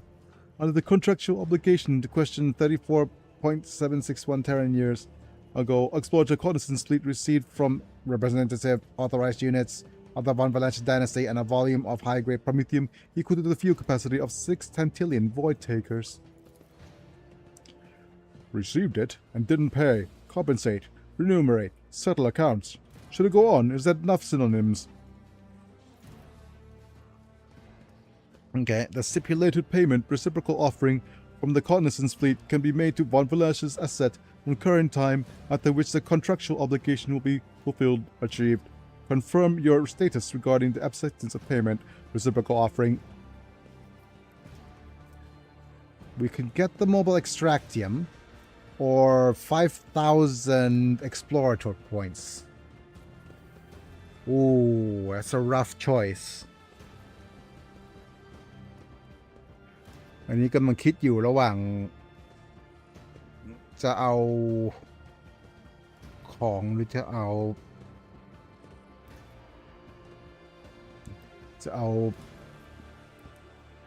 5,000 exploration points is a lot, and I don't think it's gonna the mobile extractium will be worth it. อันนี้เอาของเอาไว้แซะmobile extractium ได้แต่ว่าไอ้ตัว5,000 นี่ได้มาทีเดียวได้มาเยอะพอสมควรเลย You waited 30 years to pay up.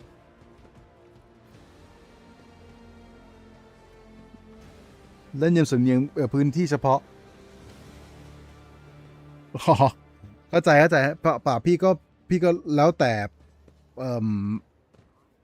ตัวละครนะเพราะว่า Warhammer เนี่ยมันเป็นโลกในอนาคต4 Warhammer 40K ก็เขาบอกว่าปี 40,000นะเนาะเขาก็เลยเอาแต่จะพูดว่ามันเป็นอนาคตกันไกลโพ้นมันก็มีไอเดียอะไรต่างๆนานาที่มันสนุกอยู่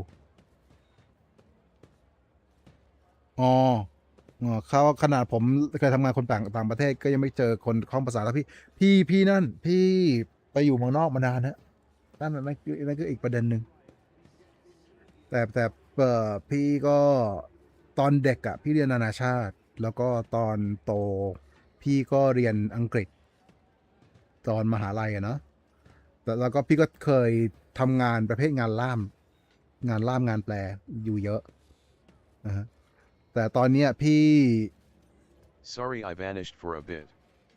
Had to navigate traffic, book my hotel, and report back yo my dad how my day went. Oh, no worries, man. Hope the hotel Hi, internet's okay. Hopefully you did the internet's fine. Earth is just having a field day saying that my English is too good for Thai. But แรนต้าบอกฝากสวัสดีนะครับเอิร์ธแต่ตอนนี้ก็คือเรื่องภาษาเรื่องนึงแต่ว่าพี่ประสบการณ์ชีวิตค่อนข้างจะเยอะแล้วตอนนี้พี่ก็ได้แต่บ่นแหละว่าคือเรื่องการแปลภาษาเนี่ยพี่พอทำได้แต่พอพี่มือไม้ใช้การอะไรได้ไม่ค่อยดีแล้วเนี่ยพี่นั่นอุปสรรคของพี่คือความเร็วพี่แปลได้แต่พี่แปลได้ช้านะ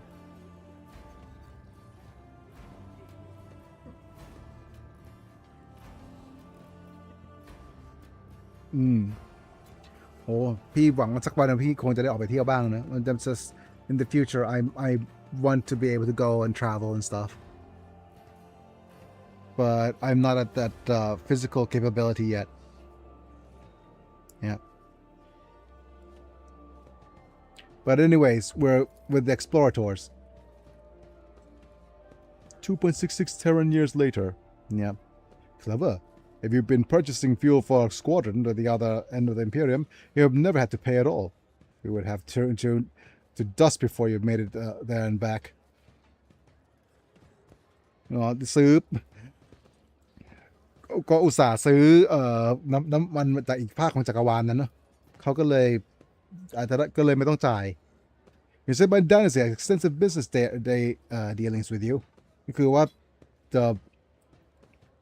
จักรพรรดิของเรามีการซื้อขายอย่างต่อเนื่องกับพวกเธอเหรอ The statement is true ใช่แล้ว The Cognizance fleet concluded 20,922 contractual obligations with the von Valanches dynasty as represented administered by the counterparty identified as Theodora van Valanches โอ้ Theodora van Valanches นี่คือ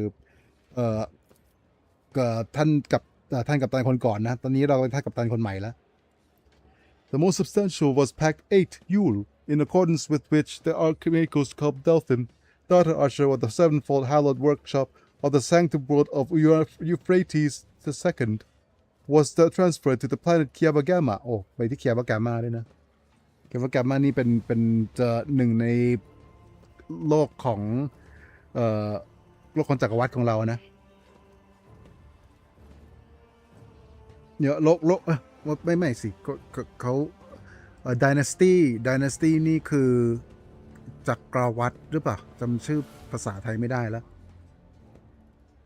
Empire อยู่ในก๊กอ่ะอยู่ในก๊กอ่ะEarth says hi as well, man, but I'm not sure if the auto translation is working. Sevenfold hallowed workshop at the Kiava Gamma is one of the worlds under our control. As a fabricator sensor, services as highly enlightened, enhanced, authorized servant were recompensated, offering a paid with 7-year contract greetings, and granting the fleet's exploration vessel maintenance and privileges at the Kiava Gamma facilities. That is true. I mean, มันก็จริง The last couple of decades, Theodora ท่าน Theodora เมื่อ2-3 ปีที่ผ่านมา form a strong relationship with the Cognitious fleet ก็เลยทำความสัมพันธ์กับทัพของเขา She turned down a dozen candidates looking for the right tech monitor ก็ to watch over Kiyamagama ก็คือหาคนดูแลโลก Kiyamagama อยู่แต่ว่าก็ปฏิเสธไปเยอะนึกมารับกับพวกนี้ What payment can I expect นี่จะซื้ออะไรให้กับมาได้ Universal Mobile Orbital Deployment Extractiums ในตัวเกมแรกผมเลย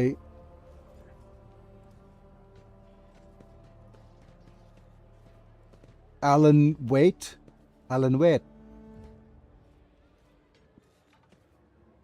ที่ตัวละครเป็นนักเขียน Wait Alan Wake ทำไมชื่อมันคุ้นๆ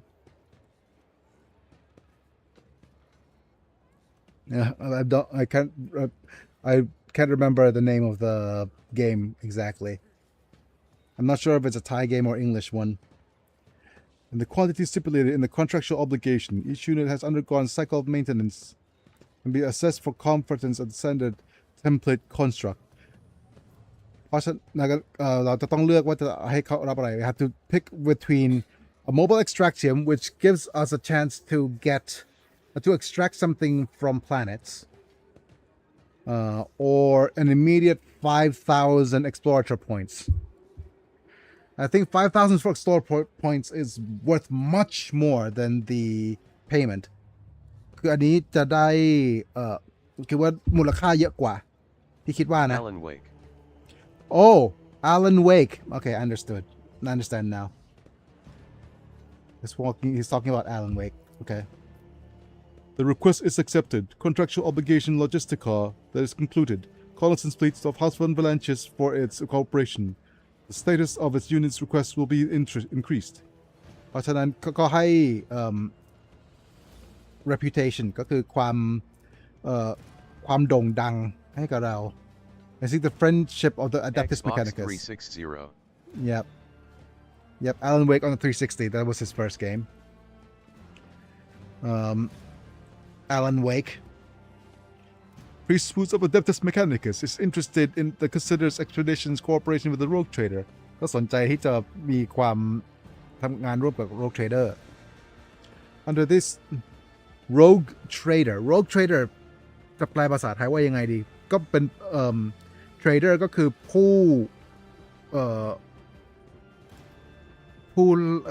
ู้แลกเปลี่ยนผู้ค้าอิสระมั้งเพราะว่าแต่ว่า rogue ใช้คำว่าอิสระก็ไม่ถูก rogue ก็คือว่าผู้ค้าเสรีก็ได้แต่ว่ามันเป็นตำแหน่งค่อนข้างจะสำคัญเพราะว่าปกติแล้วในโลก Warhammer เนี่ยผู้ค้าเสรีหรือว่า rogue trader เนี่ยจะเป็นคนที่มีอำนาจอธิปไตยสูงมากในจักรวาลปกติแล้วคนแต่ไม่ในจักรวาลของ Warhammer I'm just talking a little bit of lore of Warhammer in Thai เพราะว่าเขาสามารถที่จะทำชอบตัวละครในพวกเกม Haunt Heroes of New Earth Dota ในเรื่องแฟนต้องแปลให้ฟังอันนี้เป็นหมดตอนนั้นพอดูที่นั่นแปลผมก็เลยชอบโอเค yeah this is another thing that I'm doing as well I'm translating the Warhammer stuff over for Earth in Thai to let him know what's going on เนี่ยแต่ก่อนอื่นเลยเนี่ยตอนนี้ไม่ใช่ Rogue Trader นะอันนี้ Kefka Final Fantasy 6ไม่เกี่ยวกันแต่ว่าเราเลือกได้ว่าใครจะมารับตำแหน่งแล้วก็ role play ได้เรื่อยๆว่าใครจะมาเป็นตำแหน่งเนี่ยไหนแล้วก็ทำอะไรได้แต่อำนาจอธิปไตยของ Rogue Trader ค่อนข้างจะเยอะสามารถทำอะไรได้หลายอย่างได้หลายแบบแล้วก็จะไปทางดีทางชั่วอะไรก็ได้ตามใจชอบแล้วปกติเนี่ยRogue Trader เนี่ยมันเป็นชื่อของเกม Tabletop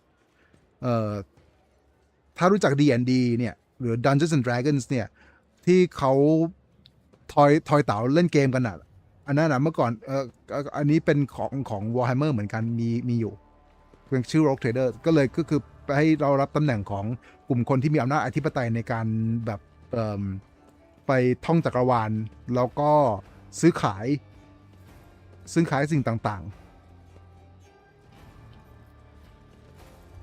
เพราะว่าปกติแล้วเนี่ยทุกคนจะอยู่ภายใต้อำนาจของ Emperor หรือว่าอำนาจของผู้ของจักรพรรดินะที่อยู่ใน Warhammer ทุกคนต้องบูชาจักรพรรดิหมดแล้วก็ทำตามความเชื่อของจักรพรรดิหมด Rogue Trader เนี่ยจะเป็นเขาเรียกว่าผู้ค้าที่มีความเทาๆแล้วก็มีอำนาจอธิปไตยสูงไม่จำเป็นจะที่มีโอกาสที่จะสามารถทำสิ่งที่ผิดกฎของจักรพรรดิได้ภายใต้วิจารณญาณพูดอย่างนั้นดีกว่า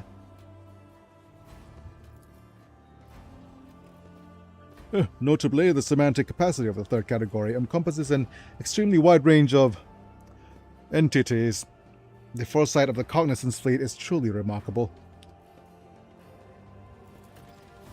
The Explorator fleet will also accept information about planets in the Coronis expanse have not previously recorded in the planetary register. อันนี้เขาอยากจะได้ข้อมูลเกี่ยวกับดาวต่างๆOmnificated study of the Coronis expanse is the sacred mission, operational acceptance of the Cognizance fleet. The information about the planets and star systems of the Coronis expanse will be compiled, studied, and transferred to the holy repositories of Mars on the completion of the Great March of Exploration mission. This process is increased totality with knowledge and decreases the total ignorance of the universe. อันนี้เป็นกลุ่มเผ่าพันธุ์ Adeptus Mechanicus ก็คือกลุ่มลัทธิบูชาหุ่นยนต์บูชาเครื่องยนต์ในอนาคตโลกของ 40,000 ปีเนี่ย AI ถือเป็นสิ่งต้องห้ามหรือว่าคอมพิวเตอร์เป็นสิ่งต้องห้ามไม่สามารถมีสิ่งมีชีวิตที่เป็นคอมพิวเตอร์ได้เพราะว่าถือว่าเป็นสิ่งที่ผิดจรรยาบรรณแล้วก็ผิดลัทธิแต่ในอนาคตเครื่องจักรทั้งหมดก็เลยกลายเป็นของบูชาไปหมดแล้วพวกนี้ก็ใครก็ตามที่ทำงานกับเครื่องจักรก็ต้องเป็นเหมือนเป็นพระหมดก็คือเป็นพระเพื่อบูชาแล้วก็ภาวนาให้เครื่องจักรทำงานแล้วถ้าเกิดภาวนาเพียงพอว่าเครื่องจักรทำงานได้สำเร็จมันก็ทำงานสำเร็จประมาณนี้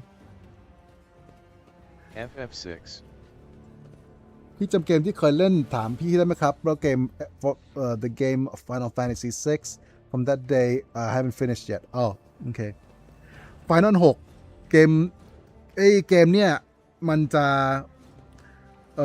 มีครึ่งแรกครึ่งหลังพอจบครึ่งหนึ่งแล้วก็จะรู้สึกเหมือนครึ่งหลังเนี่ยเป็นเกมที่เป็นคนละฟีลกับครึ่งแรกมากเนี่ย it's two halves Final Fantasy 6 has two halves and it feels so different คือครึ่งหลังเนี่ยคือพอจบครึ่งแรกไปแล้วเนี่ยครึ่งหลังไม่ต้องทำอะไรเลยก็ได้ไปลุยบอสใหญ่เลยก็ได้เพราะว่า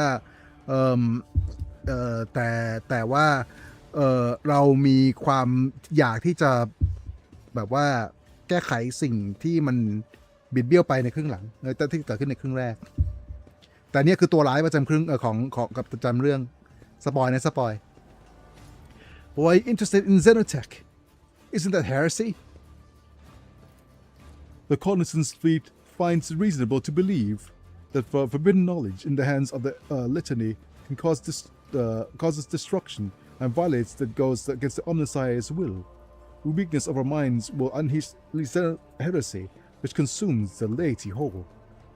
An example that demonstrates the outline pattern of void station in the system of Lagran's belt. According to the data available to the Cognizance fleet, the heretics on the station have traded relations to Xenos for the sake of obtaining dangerous and pernicious technology. The destruction of those heretics of high priority not enough demand an immediate action. Okay. I have some questions. Information assistance will be provided เพราะว่าเทคโนโลยีเนี่ยเขามีทั้งของที่มาจากมนุษย์กับที่มาจากเอเลี่ยนและในโลก Warhammer เนี่ยคนเนี่ยแบบกับเอเลี่ยนไม่ถูกกันอย่างแรงเอเลี่ยนมีอยู่หลากหลาย แต่แล้วก็อะไรที่ทำเกี่ยวข้องเกี่ยวกับเอเลี่ยนเนี่ยจะถือเป็นของเขาเรียกว่าของต้องห้ามหมด Opticon 22 is a strange name ชื่อแปลก Opticon is an illustrious history significant of Section 22 is a common addition ก็คือชื่อ Opticon 22คือว่าชื่อ Opticon เป็นชื่อที่มีอยู่เยอะเติม22เพราะว่าเป็นคนที่22 Explorator fleet by the Adeptus Mechanicus the purpose of surveying Corona's expanse ก็คือว่าตอนนี้เรามีการซื้อขายแลกเปลี่ยนกับกลุ่มนี้เพราะว่ากลุ่มนี้มีความต้องการในการ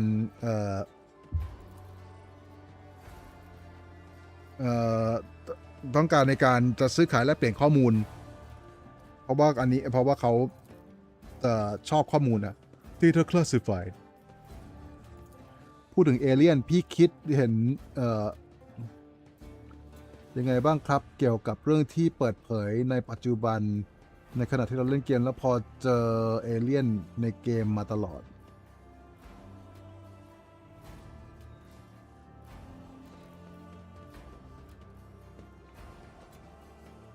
หมายถึงโลกความเป็นจริงเรื่องเอเลี่ยนเหรอ about the truth about he's asking about aliens คือหรือว่าพูดเรื่อง UFO หรือ UAP ป่ะถ้าเกิดใช่เดี๋ยวพี่พูดอย่างนั้นให้ฟังหรือว่าพูดถึงเอเลี่ยนในเกมต่างๆที่เขาตีความมาThere was once a tech acolyte in the Lady Theodora's retinue who knew the unique language of the esteemed tech priest. I only began realizing the value of his abilities after he had been devoured by a xenobeast by some nondescript world. Aegon, please explain. Instead of responding, Aegon looks expectantly at the serval skull. Nuncius hovers impassively at his shoulder, the very embodiment of brevity. Yeah.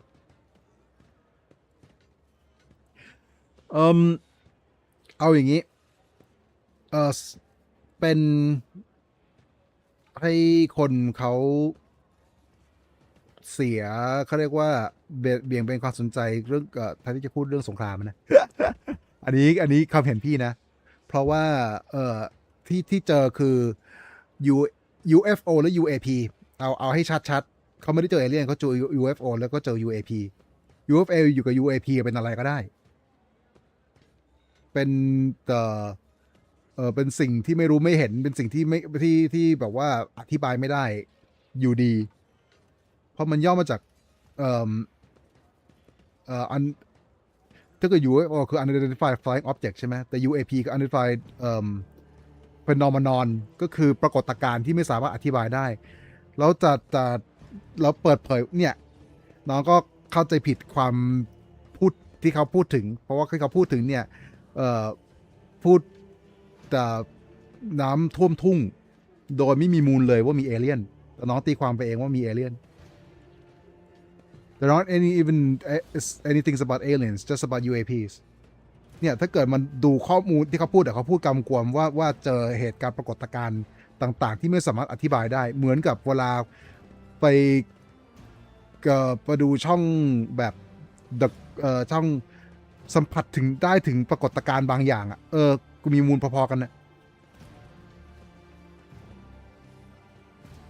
เห็นไหมเพราะว่าเขาใช้คำพูดที่กำกวมพอๆกันนะที่บอกว่าตัวว่ามันมีอะไรบางอย่างปรากฏขึ้นในฟ้าแล้วก็เป็นลักษณะขยับอย่างงู้นอย่างนี้เนี่ยไม่สามที่เขาโผล่มาเต็มเลยแล้วก็อธิบายได้หลายๆอย่างแค่บอกว่าโผล่มาอันอธิบายไม่ได้แล้วไงมันก็คือไม่ได้อธิบายเรื่องเป็นฉากบางหน้าเกี่ยวกับเรื่องที่เขาทำอย่างอื่นแต่ก็คือเหมือนเป็นอะไรนะ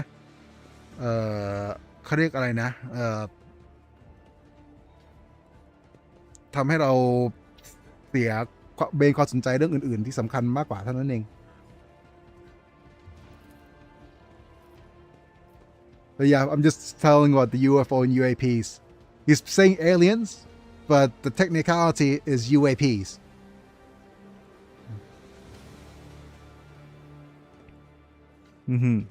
Yes. Please forgive my colleagues' otherworldly phrasing. Allow me to present more concise alternative. ขอโทษที่สำหรับที่เขาอธิบายพูดไม่เข้าใจนะก็คือ I believe the optimal interpretation is as follows: diplomatic duties, commercial ventures including the exchange of data, and timely expulsion of the laity from the exploratory sector is of interest. โอเคก็คือมาซื้อขายของนั่นแหละWhy not in the Legion's palace? Prolonged communication with lay people of high social standing. โอเคคลิกก็คือบอกว่าอันนี้พอจะเข้าใจได้เขาบอกว่าคุยกับคนนั่นจนเบื่อแล้วคนมีตำแหน่งสูงส่งเบื่อแล้วอันนี้มีปืนยิงเน็ตไม่มีประโยชน์เลยมีประโยชน์ไหมเราพวกนี้ก็จะมีไอเทมเนี่ยถ้าเกิดตำแหน่งสูงแรงสูงก็จะซื้อไอเทมที่ราคาแพงได้แต่เราก็ต้องมีคือรันโรกเทรดเดอร์เนี่ยของที่เราได้คือฟรีเราได้แต่ของพวกนี้มาแทบจะฟรีเลยแต่ว่าเราต้องมี profit factor ก็คือมีจำนวนแต้มพวกนี้เพียงพอถ้าเกิดแต้มพวกนี้สูงเราก็จะเอาของพวกนี้เอามาซื้อคือหยิบได้เลยส่งให้ได้เลยเนี่ยแล้วเราก็สามารถเอาของพวกนี้ที่เรามีเอาไปเพิ่ม reputation ก็คือเพิ่มกับกลุ่มนี้ได้เพื่อที่จะให้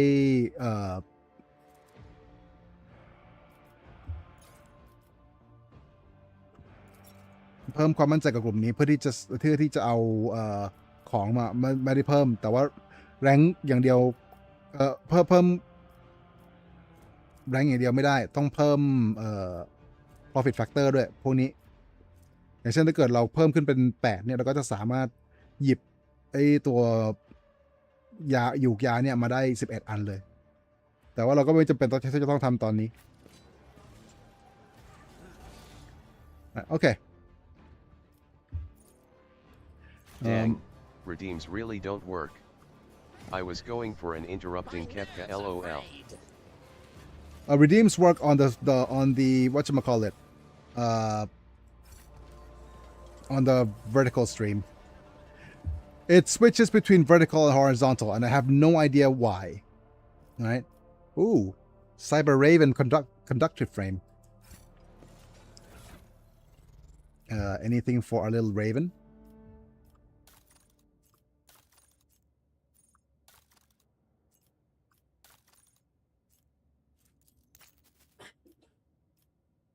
Very nice.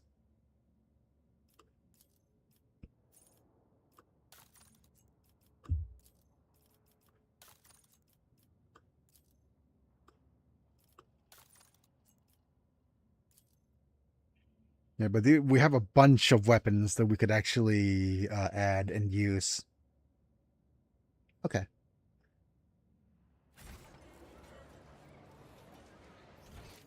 But there's so much stuff we need to do here.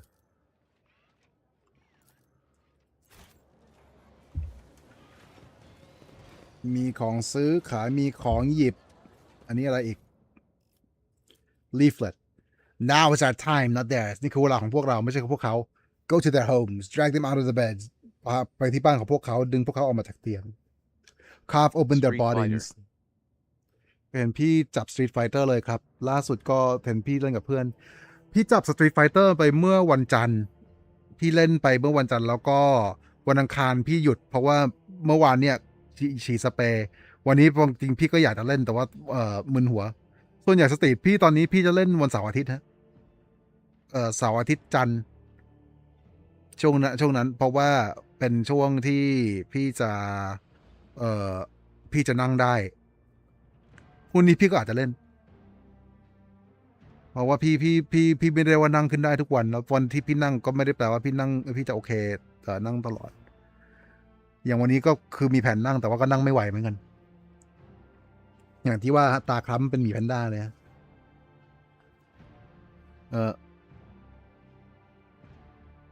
โอเค now's the time that theirs. Drag them on the beds, carved open their bodies like carcasses at the slaughterhouse. เปิดอะไรนะกรีดร่างกายเขาเป็นสิ่งเสี่ยง The Imperial Navy, the Hispalica, Corda, Von Valancius, their names means nothing now. ไม่ว่าจะเป็นทหารเรือคัสบาลิก้าคอร์ดาหรือวอนวาเลนเชียสชื่อเหล่านี้ไม่มีความหมายแล้วพรุ่งนี้เราจะลบชื่อเหล่านี้ออกไปจากโลกนี้และจากความทรงจำไปเถอะไปยึดอำนาจมา Kefka is the sort of person who would break into someone's home to wake them up in the middle in the night by yelling nightmare nightmare nightmare in their face before running away. Certainly ตรงนี้มีอะไรอีกกำแพงในคอนเทนเนอร์เหล่านี้เนี่ยเป็นสนิมแล้วก็เนื้อหาข้างในได้ละลายไปหมดแล้วสถานการณ์ที่ไม่ค่อยแปลกสำหรับของที่มาส่งที่ผ่านมาในศุลกากร Oh, actually that's pretty fun. I haven't done this in a while. I haven't done straight reading translations in a while.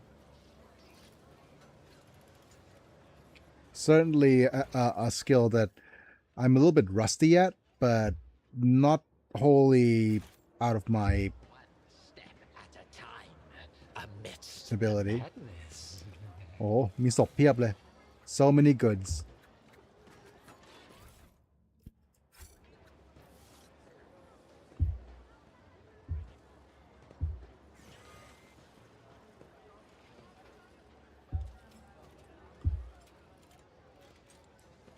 Oh, this is locked. อันนี้ล็อกอยู่ตรงนี้มีสวิตช์ถ้าจะไม่ผิด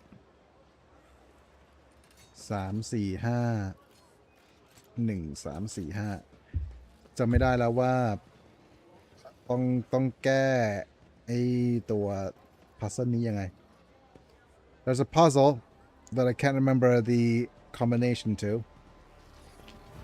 I guess we'll do the combination at a later date. Okay. I'm writing to inform you that 2 days ago เขียนว่าเมื่อ2 วันที่แล้วเนี่ยการ discharge มันถูกหยุดโดยการ raid launched by the Anvers gang ก็คือว่าแก๊ง Anvers ได้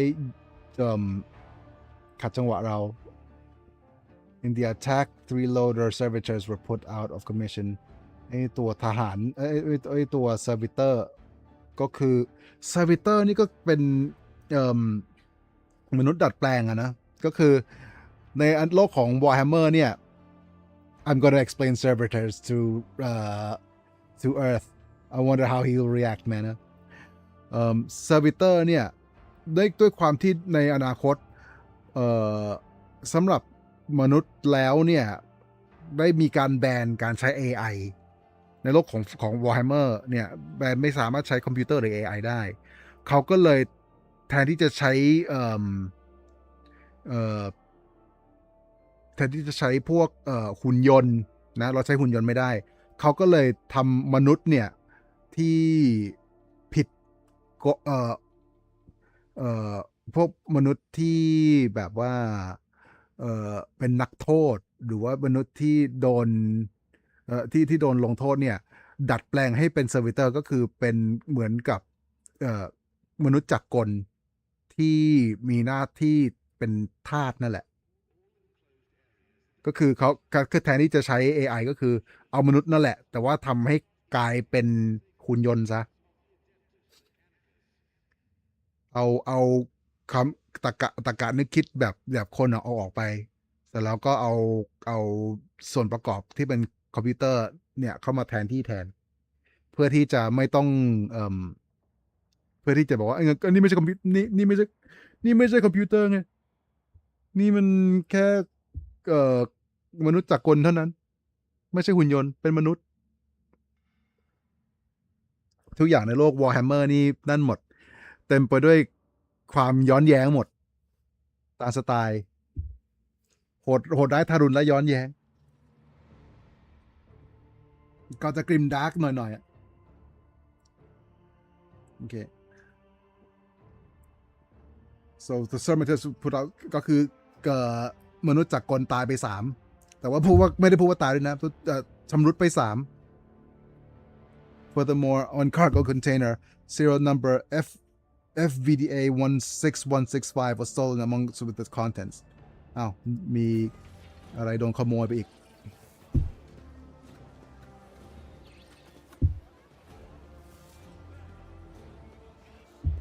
เดี๋ยวหาก่อนว่ามีเซอร์วิเตอร์เดินไปเดินมาแถวนี้หรือเปล่าเนี่ยมีแต่ซิติเซนก็คือมีแต่คนธรรมดาแต่เมื่อกี้เหมือนเห็นอยู่ที่แถว Curiosity sings in my veins.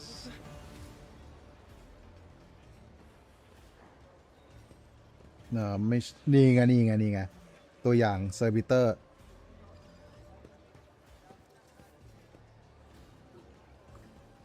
เนี่ยหมดความเป็นคนแล้วเป็นแค่ครับเนี่ยหมดความเป็นคนแล้วเหลือเป็นแค่ธาตุจักรกล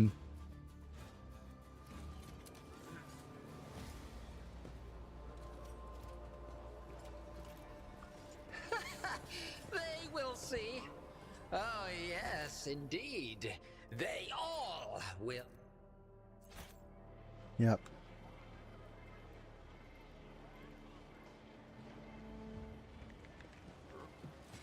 แต่โลกของ Warhammer นั่นมากเรื่องราวยาวเหยียดเลย Adeptus Arbites Helmet more coercion even Arbitrator plus 20 coercion instead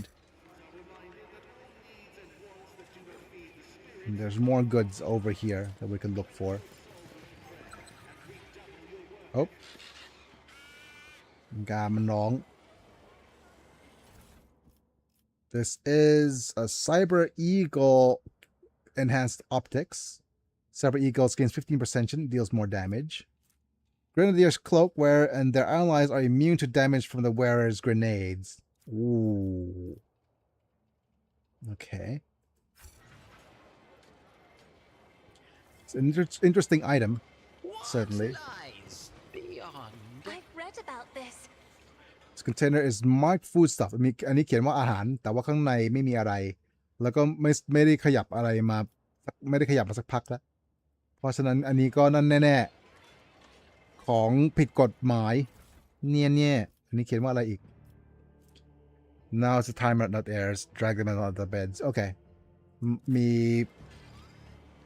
อะไรนะ propaganda เพิ่มใบปลิว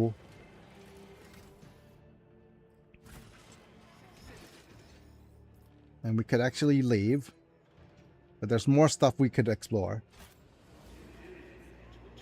เดี๋ยวมาดูกันว่ามีอะไรอยู่ตรงไหนบ้าง There will be no peace in my wake.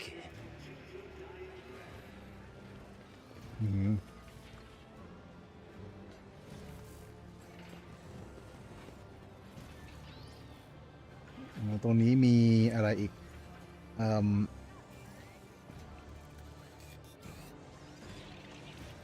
ทริอาพริมาตรงนี้มีอะไรมี There will be no peace with his stake. Yep. Life of St. Drusus, Volume 3. Oh, I know. Okay. We have a puzzle. อันนี้มีเดี๋ยวขอเก็บของก่อน add this to the cargo. Add this to the cargo.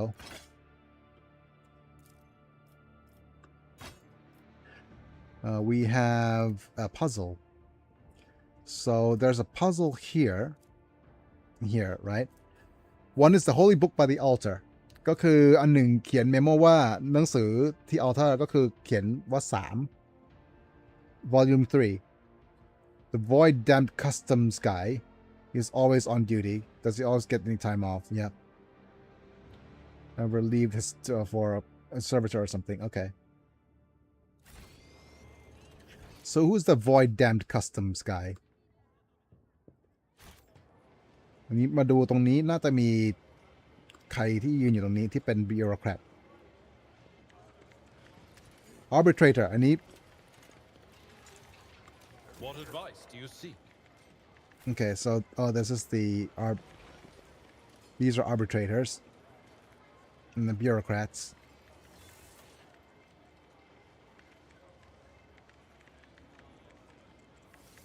I wanna be a bureaucrat. Like no one ever was. Restrictive area. Active investigation.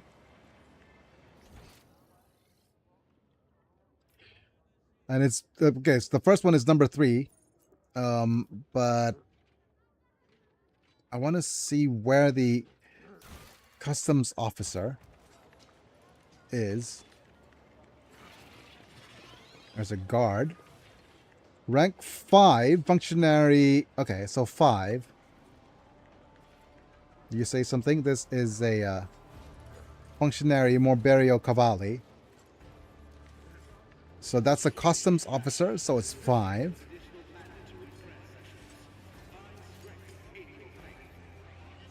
Pirate, your lordship. Yeah. Gracious Lord Valentius, please go right ahead. Your no checks needed for you. So rank 5. So it's 3. อันนี้เขียนว่า 3 อันนี้เขียนว่า 5. So it's 3, 5. Next is guess what? So we don't know. And hanger by the window. Remember to bow to the emperors through the window. Through the windows, to the walls.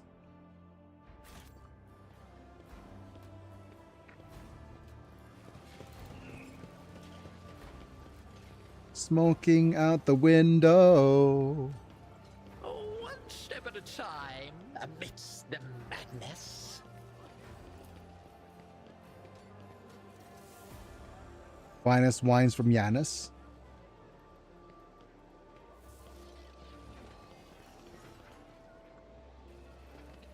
Any other windows?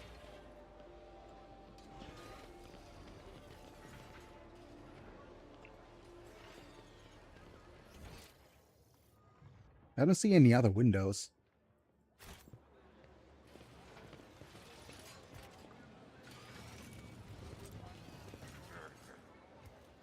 Oh, wait a minute. I do believe there's some stuff here, is there? Curiosity sings in my veins. No, nothing. That's weird. I'm just looking at, like, what possible windows could there be? Okay, you know what? I think we have enough to try to guess the puzzle. I'm gonna save. And then we're just gonna go 3. That's the first one. 5. And then it's either 1, 4 or 4, 1. Let's go with 4. And then 1. There we go. Now we could reach this. And that's about time, all the time we have for today. Psyker's footwear. Plus 3% dodge until the end of the combat for each firepower they use, and it stacks. These goggles grant the wearers plus 5 bonus to Lord Xenos, and also plus 10% chance against Xenos. Fireproof cape, immune to burning. You get to burning. Also, whenever the wearer ends their turn, burning is removed from all adjacent allies. And some multi-keys. And we also have a bunch of things that we're going to add to the cargo. So some auto guns and sniper rifles. Wait. And auto pistols. And all these waxes and things. Very good. Right? That means that... let's go ahead and put these boots onto Adira. Where are you? Yep, this is plus 5 Lorzinos, so not really you. Psyker's footwear, yeah. This is boots for Kefka. Boots for Kefka.